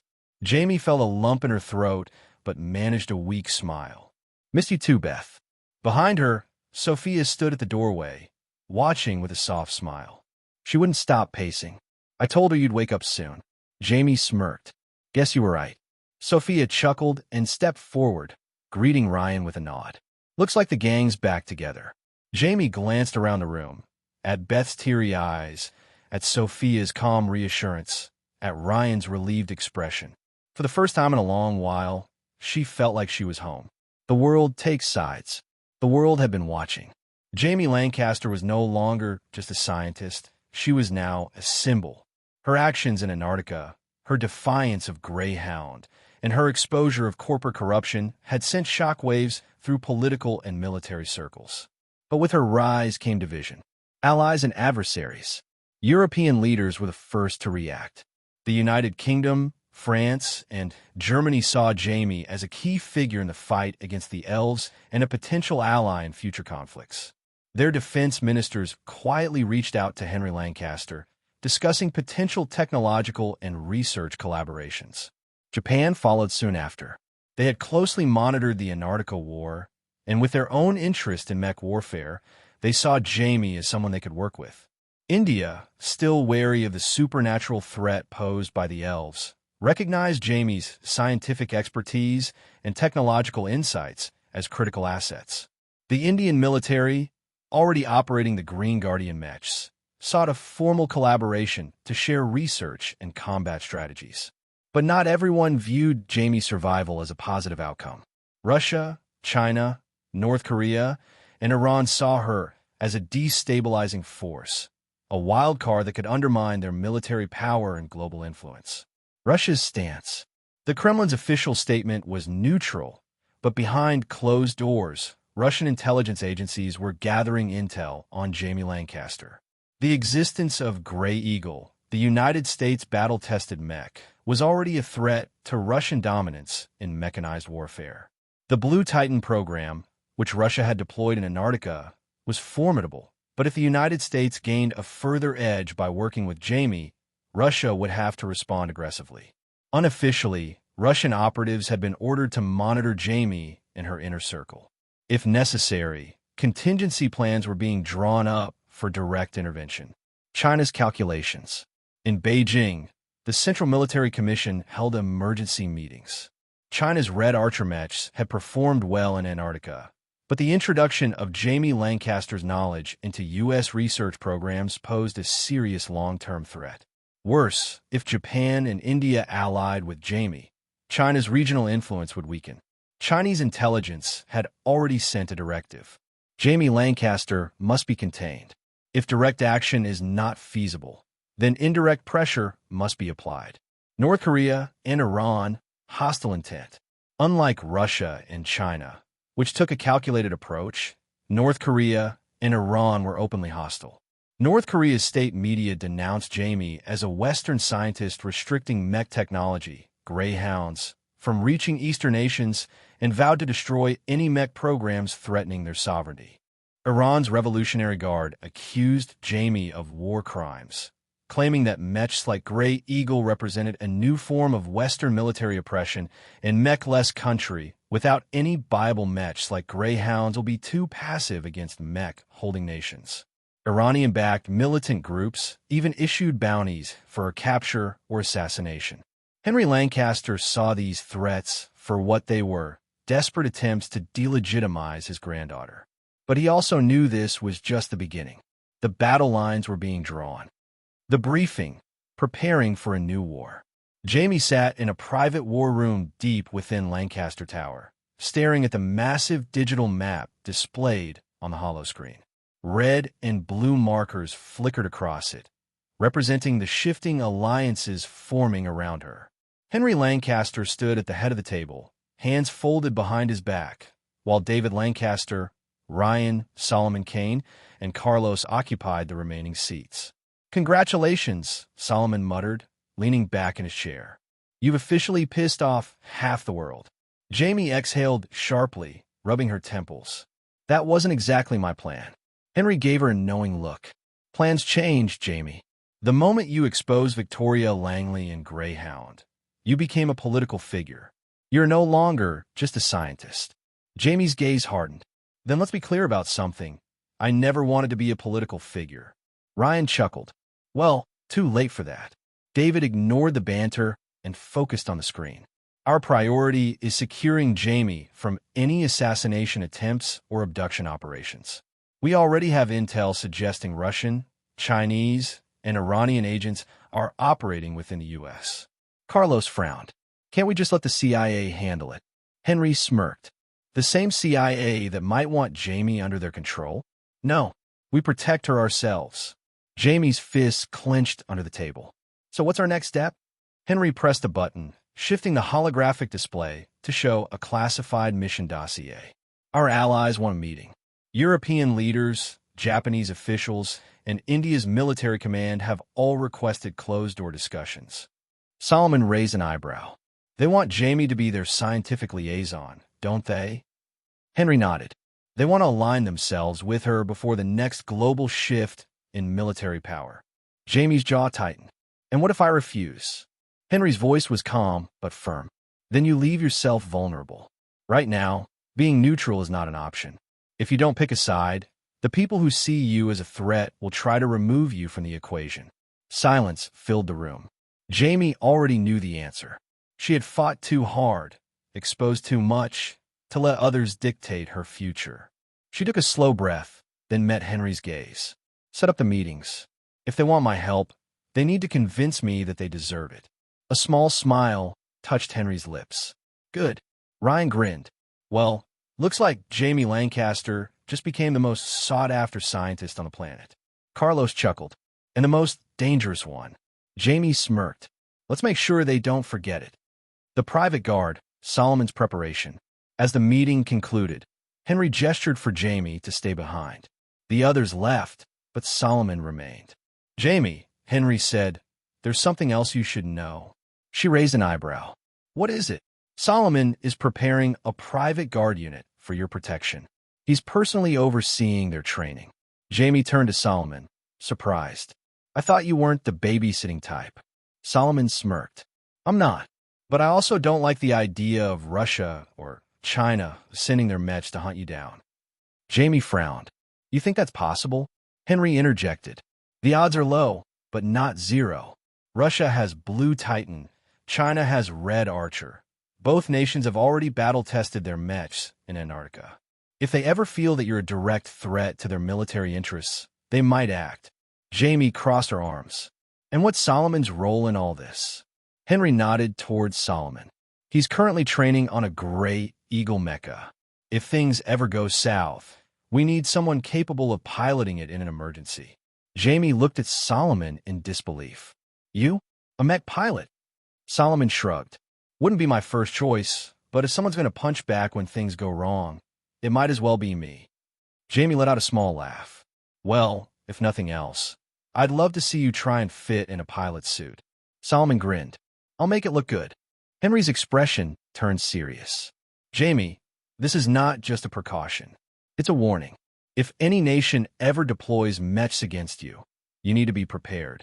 We need to be prepared. Jamie exhaled slowly. All right, do what you need to. She looked at Solomon. And try not to break the Gray Eagle before I get to see it in action. The shadow moves. As the meeting concluded, far from Lancaster Tower, a different conversation was happening in the dark corners of the world. In a hidden facility, a group of Russian, Chinese, and Iranian intelligence officials sat around a dimly lit table, reviewing surveillance footage of Jamie Lancaster. A Russian general leaned forward. She had become a threat to our long-term strategy. A Chinese operative nodded. We need to act before she solidifies her alliances. An Iranian commander placed a file on the table. We have operatives in the United States. If the order is given, we can strike. The Russian general frowned. Too risky. Assassination will turn her into a martyr. We need a better way. The Chinese operative's eyes gleamed. Then we break her. The Iranian commander smirked. And how do you propose we do that? The Chinese operative slid a classified document forward, a file labeled Project Spectre. We use someone she won't see coming. The others leaned in, intrigued. The war had only just begun. A new offer. The world was in flux. Jamie Lancaster had become a name that sent ripples across governments, militaries, and intelligence agencies. The alliances forming around her were proof enough that she was no longer just a scientist. She was a force, a potential tipping point in the balance of power. Inside Lancaster Tower, another high-level meeting was about to begin.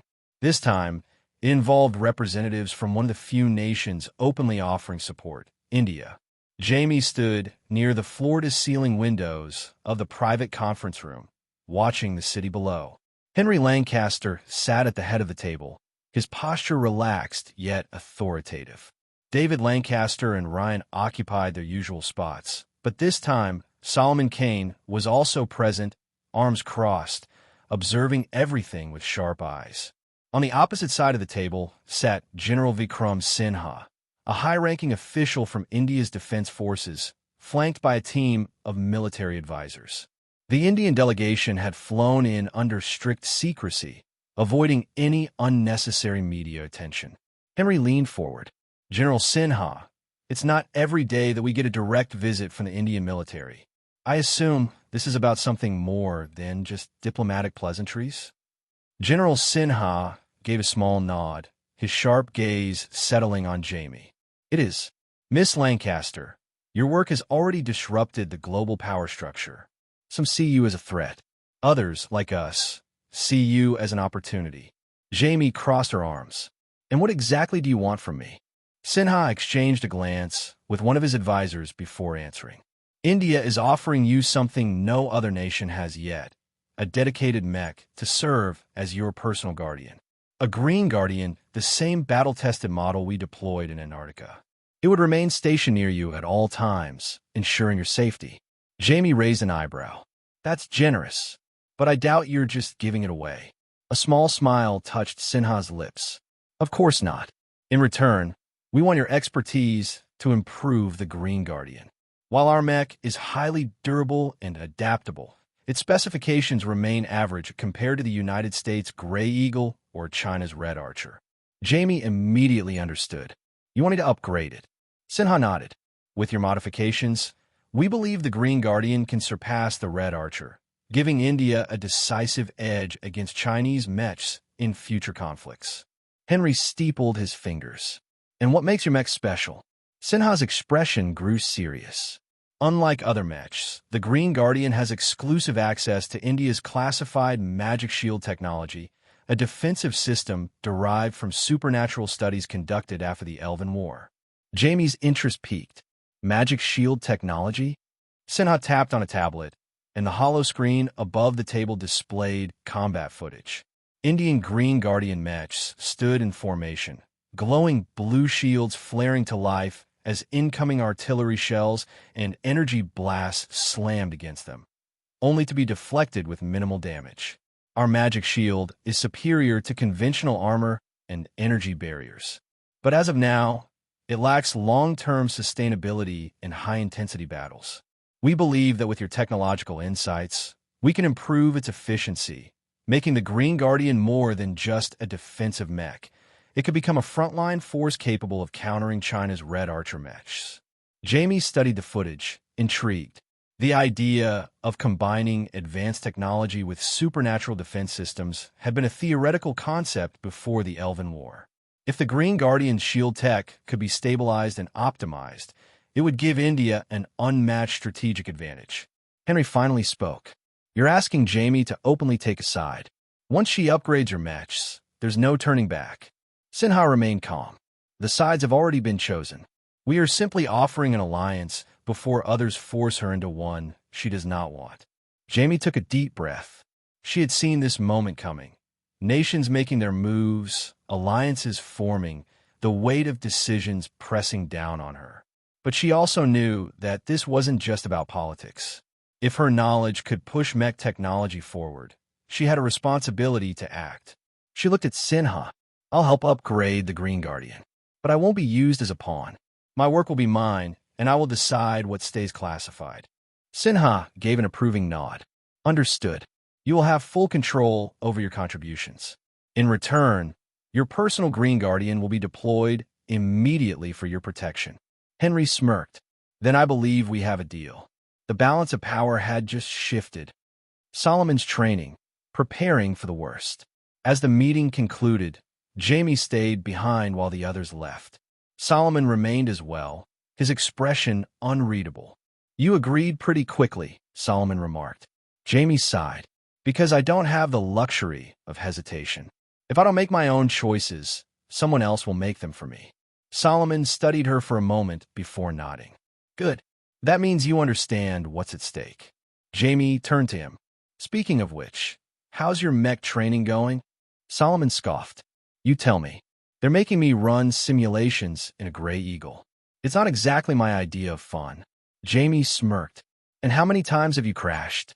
Solomon gave her a deadpan look. "I stopped counting after 20. Jamie chuckled.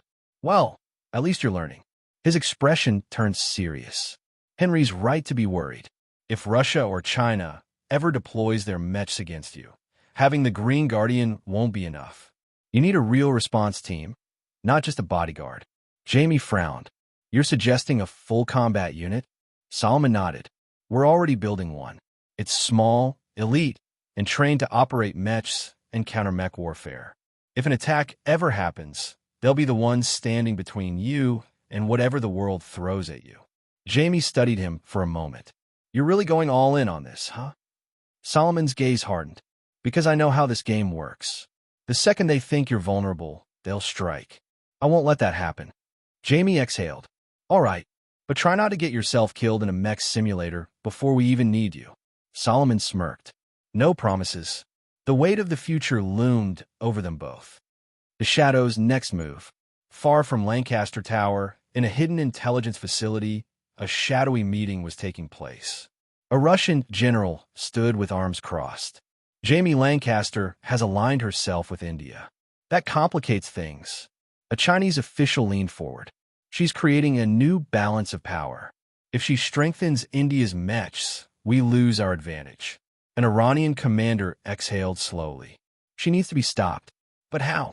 The Chinese operative from the last meeting placed a classified document on the table. It was labeled Project Spectre. "The plan is already in motion." The Russian general narrowed his eyes. "And you're sure this will work?" The Chinese operative smirked. "She won't see it coming." The pieces were moving. The war was only just beginning. A meeting of power. Lancaster Tower was once again a gathering place for world leaders.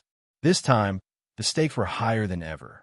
Representatives from Germany, the United Kingdom, and France had flown in under the cover of secrecy, each seeking to secure Jamie Lancaster's expertise and ensure that her advancements wouldn't tip the global balance too far in any one direction. Inside the high-tech conference room, Jamie sat at the table, her expression composed but sharp. Across from her, the three European envoys were seated. Chancellor Klaus Reinhardt of Germany, Princess Eleanor Windsor of the United Kingdom, and President Louis Moreau of France. Henry Lancaster, as always, sat at the head of the table, his fingers steepled, watching the negotiations unfold. David Lancaster was there, along with Ryan and Solomon Kane, who stood at the back, arms crossed, observing everything with quiet intensity.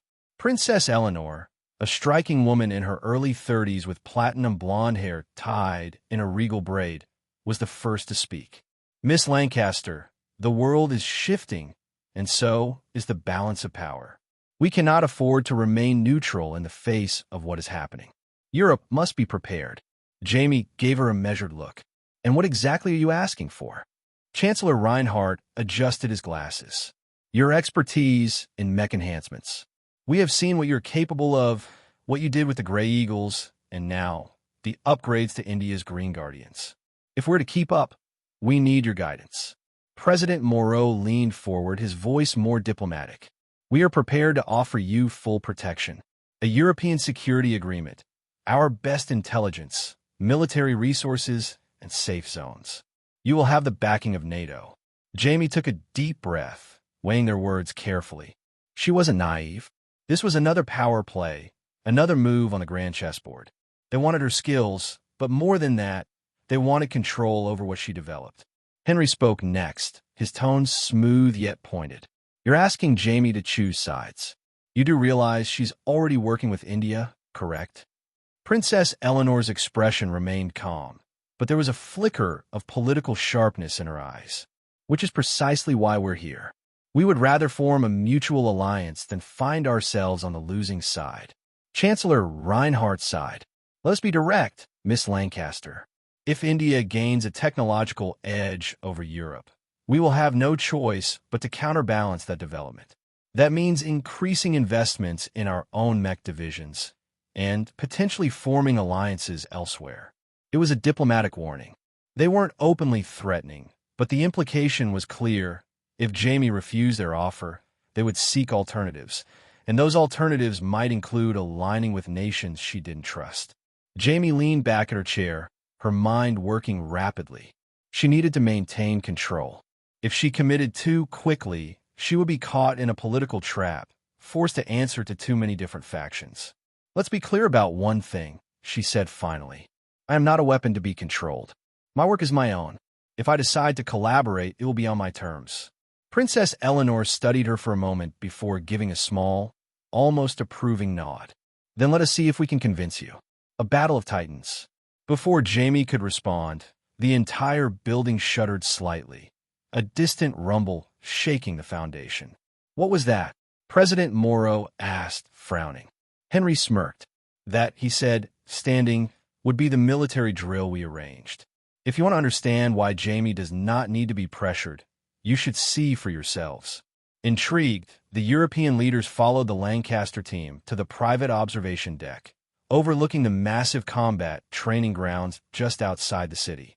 There, a breathtaking battle was unfolding. Solomon Kane, inside a Grey Eagle mech, was locked in a duel against India's Green Guardian mech, the same model that had been promised as Jamie's personal guardian. The Green Guardian's magic shield technology was active, creating a stunning shimmering blue barrier that deflected incoming attacks.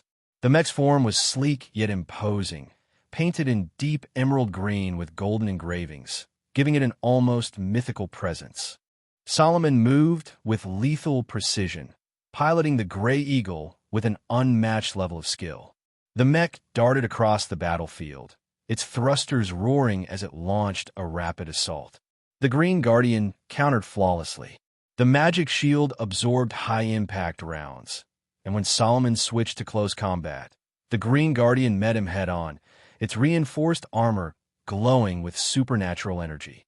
The battle was a display of raw power and strategy, unlike anything the European delegation had seen before. Princess Eleanor's eyes widened slightly. The Green Guardian can withstand direct hits like that? Chancellor Reinhardt watched with thinly veiled awe. Magic shield technology, if India perfects it, they may surpass both the Grey Eagle and Red Archer models. President Morrow muttered, "This changes everything." Then, Solomon executed a masterstroke. He faked a retreat, luring the Green Guardian into a high-speed chase. At the last second, he activated a maneuver that sent his mech into a controlled spin, twisting midair before delivering a powerful energy blade strike. The Green Guardian reacted in an instant, activating its shield to full power, a blinding burst of blue energy erupting outward, repelling the attack like a divine force. The battlefield flashed brilliantly as the two mechs clashed in a moment that looked almost mythical, like a battle between gods of war. The European leaders were speechless. A shift in power. As the battle concluded, Solomon emerged from the Grey Eagle, stepping onto the observation platform with an unbothered smirk. "Well," he asked, "still think Jamie needs your protection?" Princess Eleanor smiled faintly. "I see your point." Jamie, watching them closely, knew she had gained the upper hand. The display of force had tipped the balance in her favor. Chancellor Reinhardt exhaled. "Miss Lancaster, we will not rush your decision, but know that Europe stands ready to support you, should you choose to work with us." Jamie nodded. "I will consider your offer. On my terms." The meeting had changed everything. Shadows in motion. Far away, in a classified black-site intelligence facility, another meeting was taking place. A Russian general stood in the dimly lit room, arms crossed. She's consolidating power. If she unites India and Europe, the balance will shift beyond our control. A Chinese intelligence officer leaned forward. "That's why we have Project Spectre in motion." The Iranian commander exhaled slowly. "It must work." If we cannot defeat Jamie Lancaster in the open, we will destroy her reputation instead. The Chinese operative smirked. She won't see it coming, and the damage would be done when it does. The war was only just beginning. The press conference. The world's media had been waiting for this moment. In the days following Jamie Lancaster's high-stakes negotiations with the European delegation, speculation had run wild. Governments, corporations, and independent analysts debated what her next move would be. Was she truly aligning herself with India? Would Europe gain a foothold in the new mech arms race? And, most importantly, what would this mean for the balance of power? Now, they would have their answers. The Lancaster Tower's grand auditorium had been transformed into a media hub, packed with reporters from around the world. Giant holographic screens displayed Jamie's name and a sleek, modern logo of Lancaster Systems, her newly formed technological division. Cameras flashed as she walked onto the stage, wearing a tailored black blazer, exuding calm authority. Behind her stood Henry Lancaster, Solomon Kane, and several of her key advisors. Their presence sent a clear message. This was not just another corporate announcement. This was a global statement of intent. Jamie approached the podium, her expression composed. The murmurs of the crowd died down as she began to speak. Thank you all for being here today. As many of you are aware, recent discussions with international leaders have been centered around advancing mech technology and securing global stability in an era where conventional warfare is no longer enough. A pause. The tension in the room was palpable. I am officially announcing that Lancaster Systems will be cooperating with both India and Europe in mech development. These partnerships will shape the future of mechanized defense, ensuring that no single power dominates the field. The room erupted into hushed whispers, journalists typing frantically on their devices. Jamie continued, "As part of this collaboration, I am unveiling the new mech models developed for our European allies." The screens behind her flickered to life, displaying 3 mech designs, each accompanied by national emblems. Silver Knight, United Kingdom. A heavily armored titan, resembling a walking fortress. Specialty, high endurance, reinforced armor plating, and devastating heavy firepower. Comparison, inspired by the Blue Titan, but optimized for European battle doctrines. Black Panzer, Germany. A sleek, aggressive model with an emphasis on speed and precision strikes. Specialty, a high-mobility combat mech, capable of engaging enemy forces with relentless efficiency.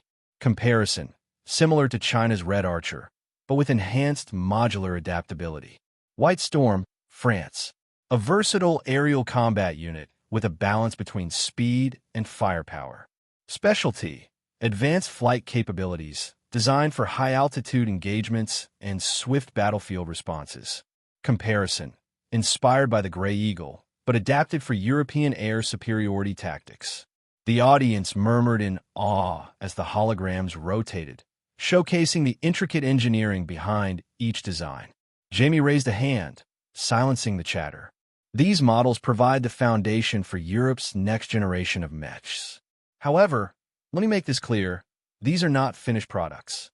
Each nation will be responsible for further developing and refining their respective mechs to fit their strategic needs. A journalist from Reuters raised a hand. What about your cooperation with India? Are you confirming an exclusive mech development deal with them? Jamie gave a practiced smile. Our cooperation with India is focused on enhancing existing technology. Specifically, we are working on improving the Green Guardian systems, innovations that will also contribute to the Grey Eagles. It was a diplomatic answer, true, yet carefully worded to avoid revealing too much. Another reporter from Al Jazeera spoke up. With Europe and India as confirmed partners, where does this leave Japan? There have been reports of an upcoming meeting with Japanese High Command. Can you confirm this? Jamie nodded. Yes, a meeting with Japan's High Command is already being arranged. Japan has always been a leader in robotics and military innovation, and I look forward to exploring possible avenues of cooperation. The statement sent another wave of discussions through the room. With India, Europe, and now Japan in play, the world's strategic landscape was shifting. One final question came from a BBC correspondent. Miss Lancaster, Your recent partnerships have undoubtedly strengthened your position. But some reports suggest hostile forces are working in the shadows, according to the Five Eyes like Project Spectre, for example. Do you believe certain nations may attempt to sabotage your efforts? For a fraction of a second, Jamie's expression hardened. Project Spectre, a covert initiative reportedly led by China, Russia, and Iran, aimed at countering her influence. She met the reporter's gaze. I won't comment on rumors, but let me be clear, any attempt to undermine this collaboration will be met with consequences. The world is changing, and those who cling to outdated power struggles will be left behind. Her voice carried an unmistakable weight, a challenge, a warning. With that, she stepped away from the podium. The press conference was over, but the battle for the future had only just begun. Aftermath, Henry and Solomon's discussion. As the press conference concluded, Jamie returned to her private office, followed closely by Henry Lancaster and Solomon Kane. Henry exhaled, rubbing his temples. Well, that should keep the world talking for a while. Solomon smirked, leaning against the wall. You handled that well. Didn't let them push you into revealing too much about India. Jamie sat at her desk, fingers tapping rhythmically. They'll figure it out eventually. But by the time they do, we'll be ahead. Henry glanced at Solomon. How's your training going? Solomon stretched, cracking his neck. Well, I haven't crashed a mech in the last 3 sessions, so I'd call that progress. Henry chuckled. High standards. Jamie leaned forward. Europe's support is secured, but that won't stop Project Spectre. We need to anticipate their next move. Solomon's expression darkened. They'll try to discredit you first. Sabotage your reputation. Manipulate public perception. If that fails, they'll escalate. Jamie nodded. Then we need to be ready. Henry folded his arms. We have the technology. We have alliances forming. But there's one thing we still lack. A team capable of protecting you outside the battlefield. Solomon raised an eyebrow. You're talking about an elite security force? Henry nodded. We've strengthened your mech defense, but personal threats are just as dangerous. We need operatives trained in counterintelligence, close combat, and infiltration. A unit that doesn't just react but prevents attacks before they happen. Jamie considered the idea. Who do we have in mind? Henry smiled. I have a few candidates in mind. Loyal, experienced, and completely off the grid. But we'll need time to assemble them. Solomon smirked. Then we'd better get started. Jamie looked out the window, the city skyline illuminated against the night sky. Europe, India, and soon Japan. The pieces were falling into place. But in the shadows, Project Spectre was watching, and the war was only just beginning. A step forward, Jamie Lancaster stood in her private lab, deep inside Lancaster Tower, surrounded by holographic projections of Green Guardian and Grey Eagle mechs. The last few days had been a whirlwind of high-level meetings, political maneuvers, and strategic alliances. Now, she was finally where she thrived, solving engineering challenges. India's Green Guardian had already proven itself in battle, but its limitations were clear. It was heavily armored and had the unique magic shield technology, making it nearly impervious to most attacks. However, it lacked the agility and stealth capabilities that modern battlefields demanded. On the other hand, the Grey Eagle, the pride of the United States, was built for maneuverability, high-speed aerial combat, and rapid response missions. It had one major weakness: its lack of a durable defense system against high-energy weapons or sustained barges. Jamie intended to fix both problems. She turned to Ryan, who stood with arms crossed, studying the holograms. You're really doing this, huh? Ryan asked, giving India's Green Guardian optical camouflage and upgrading America's Grey Eagle with a magic shield? Jamie smirked. That's what I promised, didn't I? Ryan sighed. You do realize this will make both of them significantly stronger, right? The geopolitical landscape is already shifting because of you. Jamie turned back to the floating schematics, her fingers moving through the air as she adjusted power distribution and material compositions. That's the point, she said. If I don't do it, someone else will. At least this way, I control the advancements and make sure they don't fall into the wrong hands. Ryan shook his head, but didn't argue. He knew better than to challenge Jamie, when she was in full engineer mode. Enhancing the Green Guardian. The optical camouflage system Jamie designed for the Green Guardian was based on light-bending nanofibers, something that had been theoretical before the Elven War. The concept was simple in theory: make the mech disappear by bending light around it. But executing it on a large, moving object like a mech was a monumental challenge. "This won't work if the mech is moving too fast," Jamie muttered, adjusting the simulations. Ryan leaned over. "So, how are you solving that?" "I'm restricting the camouflage," she said. "The Green Guardian will only be invisible when stationary or moving slowly on the ground. The second it flies or moves at high speeds, the cloak breaks." Ryan nodded. "That's still a huge advantage. It can ambush enemies without them even seeing it coming." Jamie grinned. "Exactly." The next upgrade was the Green Guardian's radar and sensor systems. The mech's current sensors were already top tier, but Jamie wanted to push them even further, integrating quantum radar to detect even the most advanced stealth units. By the time she finished her modifications, the Green Guardian would be one of the most technologically advanced mechs in the world, capable of stealth, superior detection, and nearly impenetrable defenses. Enhancing the Gray Eagle. The Gray Eagle's problem was different. It was fast, versatile, and deadly in aerial combat, but vulnerable to sustained attacks. Jamie's solution? A compact version of the magic shield technology. However, there was a catch. Unlike India's high-grade magic stones, which powered Green Guardian's full-body shield, the US didn't have access to such resources. "With what they have, I can only create a small area defense," Jamie explained to Ryan. She brought up a new simulation. Instead of covering the entire mech, the magic shield would be concentrated around the mech's arms, creating an energy barrier that acted like a shield in the hands of the Gray Eagle. "It's like giving it an actual combat shield," Ryan observed. "Exactly," Jamie said. "It won't be as powerful as Green Guardian's full-body shield, but it'll give Gray Eagle pilots a fighting chance in close combat." Ryan exhaled. "That's going to change mech warfare." Jamie smirked. "That's the idea. A meeting with trusted allies." The world watched in awe as Jamie Lancaster revolutionized modern warfare with her mech advancements. But in the shadows, a far more insidious battle was being waged against her. Project Spectre was not a simple smear campaign.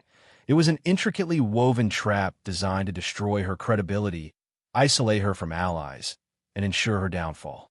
Iran, China, and Russia had long feared her influence, and now they were executing their most ambitious strategy yet. Phase 1. The Seeds of Doubt.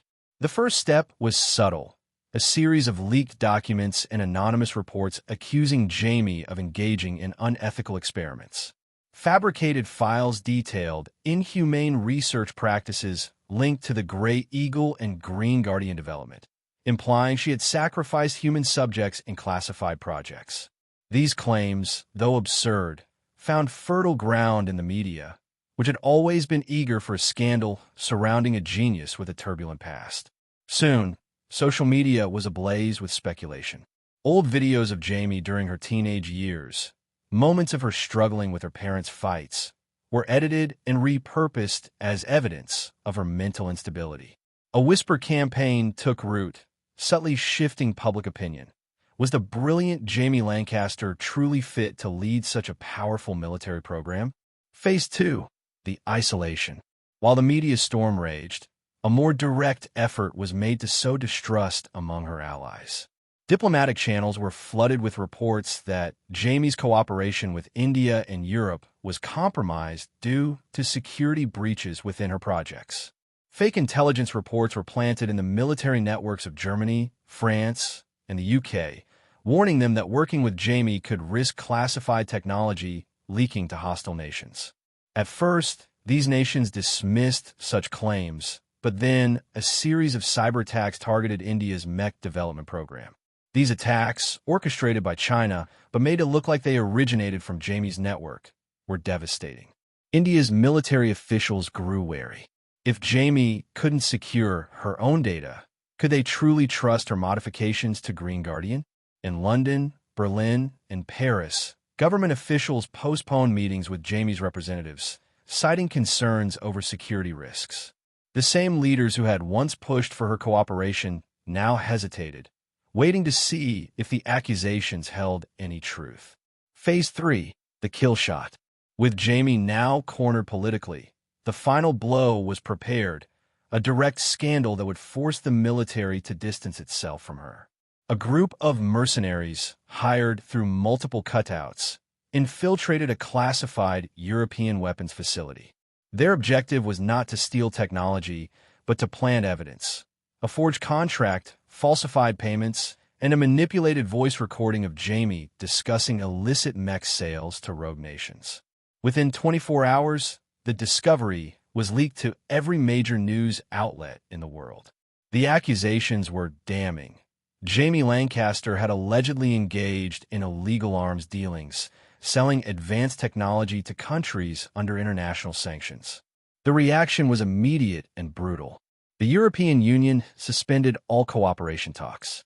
India publicly stated it would review its defense agreements. The United States launched an internal investigation into Jamie's projects. Multiple high-ranking officials began calling for her removal from any strategic military role. Jamie had faced political pressure before, but this was different. This was an orchestrated execution of her career, trapped like a fly in a web. As Jamie sat in her private office, reviewing the damage, she could feel the walls closing in. She wasn't just fighting false accusations. She was fighting a coordinated, multinational effort to erase her influence. Solomon stood by the window, arms crossed. His expression was unreadable, but Jamie knew he saw the trap as clearly as she did. "They played this perfectly," he muttered. "A three-phase takedown. First, they make people doubt you.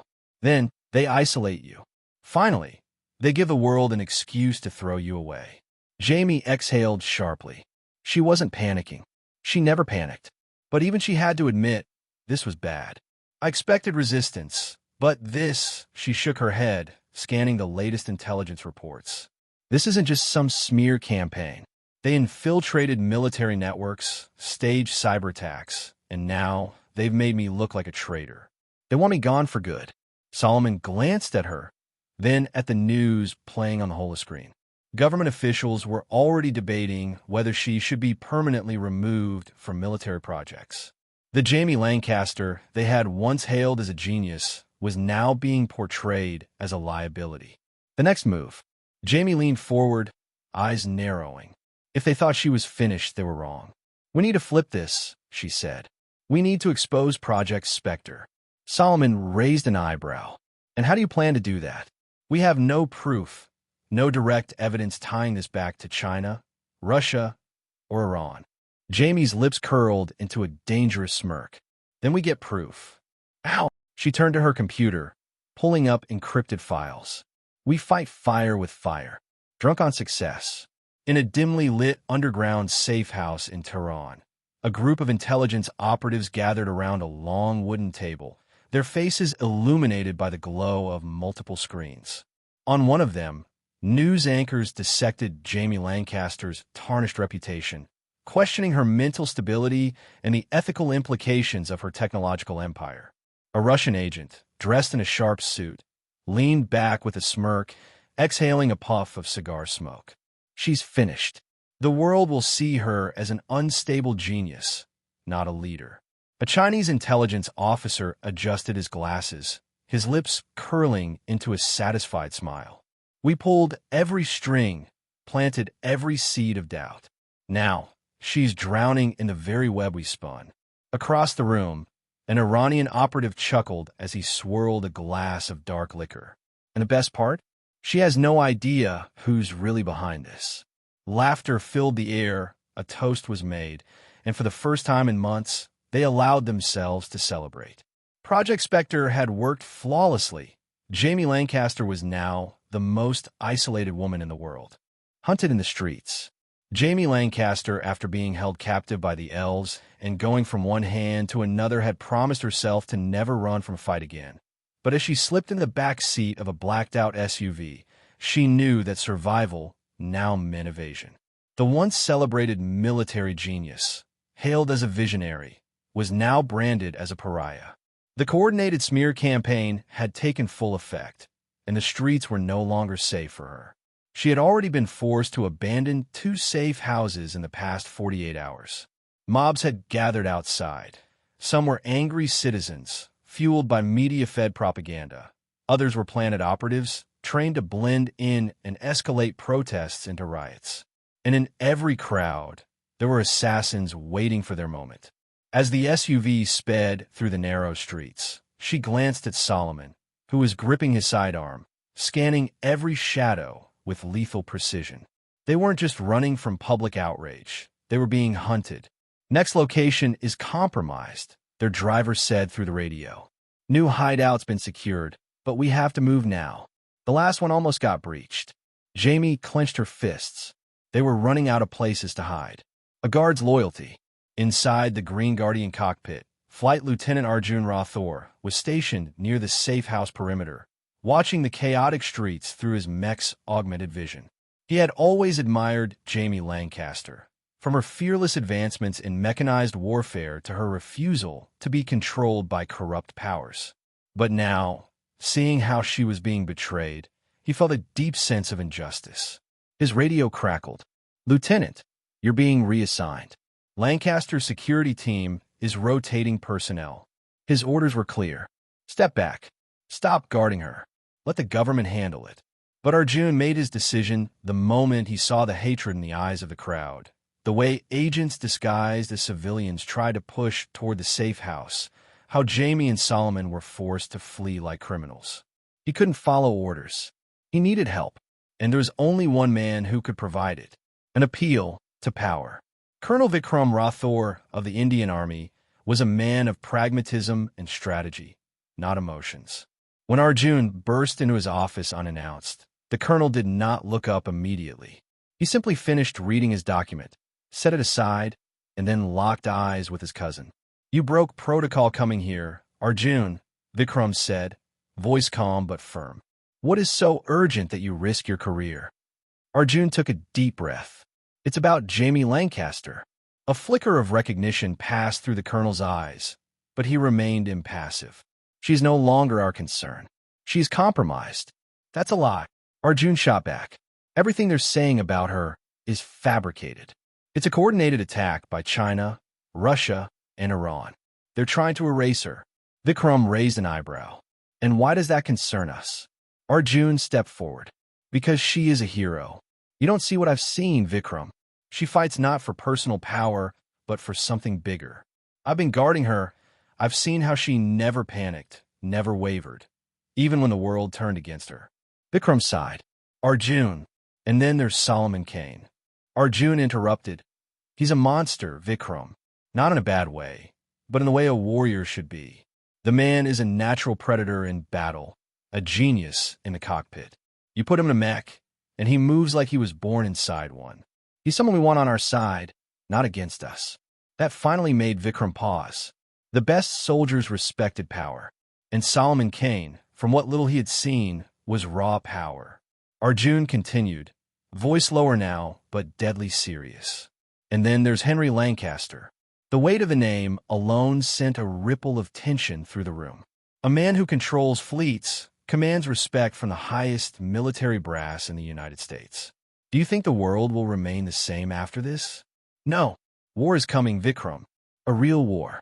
And when it does, having Jamie Lancaster as a friend is a hell of a lot better than having her as an enemy. Silence stretched between them. Finally, Vikram exhaled and sat back in his chair. "You're asking me to commit political suicide for a woman the entire world is turning against." Arjun's jaw tightened. "I'm asking you to make a choice. Do we follow the crowd like fools? Or do we recognize that we are witnessing the rise of someone who will change history?" Vikram slowly rubbed his temples. Then he reached for his encrypted comms device. "What do you need?" "A powerful gamble." That night, Jamie and Solomon were once again forced to abandon another safe house as operatives disguised as protesters attempted to breach the perimeter. But just when things seemed their most desperate, a military convoy arrived. Indian soldiers in unmarked uniforms quickly secured the area, creating a protected perimeter. Within moments, Jamie was escorted to an armored transport, away from the hostile streets. Inside the transport, Colonel Vikram Rathore was waiting. Jamie studied him for a long moment before speaking. "You're not doing this out of charity. What do you want?" Vikram smirked. "I think you already know." Jamie narrowed her eyes. "An alliance?" Vikram nodded. "The world is changing, Lancaster. I intend to be on the right side of history. You, Admiral Henry, and even Solomon Kane, you are people worth winning over." Jamie folded her arms. "And what convinced you?" Vikram chuckled. Vikram smiled slightly. "Because I don't follow blind orders. And because my cousin happens to be the pilot of the Green Guardian assigned to Ms. Lancaster." Jamie's eyebrows raised slightly. "Your cousin?" Vikram nodded. "Your pilot, Arjun. He made a damn good argument. He told me what you did back there. How you risked your life. How you fought like a warrior. He was impressed, so was I. He convinced me that you're worth backing. And I've decided he's right." Solomon chuckled. "So you're not here out of pure goodwill. You're thinking ahead." Vikram smirked. "Of course. India's survival depends on making the right allies. And let's be honest, Solomon Kane, you are a monster who learns too fast for anyone's comfort. He'll be a nightmare for our enemies. And you, Ms. Lancaster, you're too brilliant to be discarded." Jamie turned toward Solomon, who smirked slightly but said nothing. She extended her hand to Vikram. "Then let's make history." They shook hands. The first true counterstrike against Project Spectre had just begun. A web of secrets. Jamie Lancaster sat in the dimly lit operations room, her fingers tapping rhythmically against the table. A secure line crackled with encrypted transmissions as Vikram Rathore paced behind her. Across from her, Solomon Kane leaned back in his chair, arms crossed, eyes cold with calculation. A message had arrived, one that changed everything. Vikram placed a file on the table. This came through a very tangled chain. Ra heard it from Mossad, who got it from MI6, who intercepted a Russian-Chinese communication. Jamie picked it up and scanned the contents. A knot tightened in her chest. "Project Spectre's next move," she murmured. The file detailed an orchestrated mass shooting plan during a protest. The plan was diabolical. Spectre's operatives would infiltrate a crowd, open fire, and frame Jamie for the massacre. The ensuing chaos would cement her as an international terrorist. Governments still wavering on their stance would be forced to act against her. The final nail in the coffin. Solomon exhaled sharply. "They're escalating. Fast." Vikram nodded. "They want you permanently erased. This isn't just discrediting you anymore. This is an execution disguised as justice." Jamie clenched her jaw. "Where's the attack supposed to happen?" Vikram opened a map, pointing to a major anti-government protest in Berlin. Thousands of civilians would be there. If they pull this off, it won't just be you they destroy, Jamie. It'll trigger a geopolitical nightmare, Vikram said grimly. Germany's already divided over how to handle you. If chaos erupts there, the EU might fracture entirely. Russia and China would step in as peacekeepers, exploiting the crisis. Jamie's eyes burned with fury. Then we stop it. The counter-move. Time was against them. The protest was only 8 hours away. Jamie's team mobilized, tapping into every resource at their disposal. With India's intelligence network discreetly feeding them information, they pinpointed possible Spectre operatives who had entered Berlin in the last week. Vikram used his military contacts to discreetly track unusual weapon shipments. Solomon hacked into traffic surveillance, mapping out potential sniper nests and escape routes. But they needed someone on the ground. "I can deploy my men," Vikram offered. "Unofficially. But if we get caught, India will be forced to disavow us." "I'll go," Solomon said. Jamie looked at him, searching his face. "You sure?" Solomon's smirk was predatory. "Mass shootings are for cowards. I want to personally remove these bastards before they can pull the trigger." Vikram sighed, but nodded. "I'll arrange covert insertion." Berlin. The hunt begins. The protest was already swelling by the time Solomon landed in Berlin under a false identity. Thousands of civilians filled the streets, waving banners and chanting slogans. The tension was palpable. Police in riot gear lined the streets, their presence only adding to the unease. Solomon moved through the crowd, earpiece buzzing with updates from Jamie and Vikram. Our first target is near Brandenburg Gate, Jamie relayed. We believe he's the lead coordinator. Solomon's eyes scanned the area, locking onto a man in an oversized jacket. Too warm for the weather. Bulky, hiding something. He tailed him, subtly maneuvering through the crowd. Then, the man reached for his phone. He's signaling someone, Jamie warned. Solomon didn't wait. He lunged forward, grabbing the man's arm and twisting it behind his back. The man snarled in Russian, "Who the hell?" Solomon slammed him against a pillar. "Wrong move, comrade." Before the man could cry out, Solomon discreetly pressed a knife against his ribs. "Tell me where the others are. Now." The man's eyes flickered with fear. Solomon twisted the knife slightly, not enough to stab, but enough to send a message. He cracked. "For shooters. 2 snipers. The others are moving toward the stage." Jamie's voice was sharp in Solomon's ear. "Confirmed. We've got intercepts matching his confession. The attack is imminent." Solomon didn't hesitate. He knocked the man out cold and vanished back into the crowd. The race against time. Jamie's team moved swiftly. With the sniper locations identified, Vikram's covert operatives neutralized them before they could take position. Solomon hunted the remaining gunmen. He spotted one moving toward the center of the rally, hand gripping something under his jacket. A concealed rifle. "Target sighted," Solomon murmured. Jamie's voice came through. "Take him out. No witnesses." Solomon approached calmly, then struck like lightning. He grabbed the man's gun arm, twisted it upward, and slammed a brutal elbow into his throat. The would-be shooter choked, staggering. Solomon disarmed him in seconds and shoved a blade into his ribs. The attacker gasped, eyes wide with shock, before crumpling to the ground. One down. Another gunman was trying to reach the main stage. If he opened fire there, the crowd would turn into a stampede of chaos. Solomon sprinted forward. The moment the gunman raised his weapon, bang! A single, silent shot. Solomon's bullet pierced the attacker's skull, dropping him instantly. The crowd remained oblivious. "Final shooter is on the move," Jamie warned. "He knows something's wrong." Solomon spotted him, a man moving erratically, panicking. But just as Solomon closed in, the attacker suddenly drew a grenade. "Shit!" Solomon cursed. The crowd was right next to him. If he detonated it, hundreds would die. Solomon lunged forward, gripping the man's wrist. They struggled. Seconds stretched into eternity. Then, Solomon wrenched the grenade free and smashed his elbow into the attacker's skull. The man collapsed. Solomon tossed the grenade into a nearby security trench, where it exploded harmlessly. The danger was over. The attack had been stopped. The aftermath.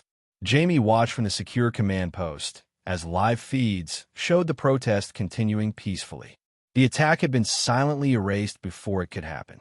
"Spectre just lost their big play," Vikram muttered. Jamie exhaled. "And now we push back harder." Solomon's voice crackled in. "We won this round, but they'll come back stronger." Jamie's eyes hardened. "So will we." The war for the truth had begun, and Jamie Lancaster was no longer just defending herself. She was going on the offensive.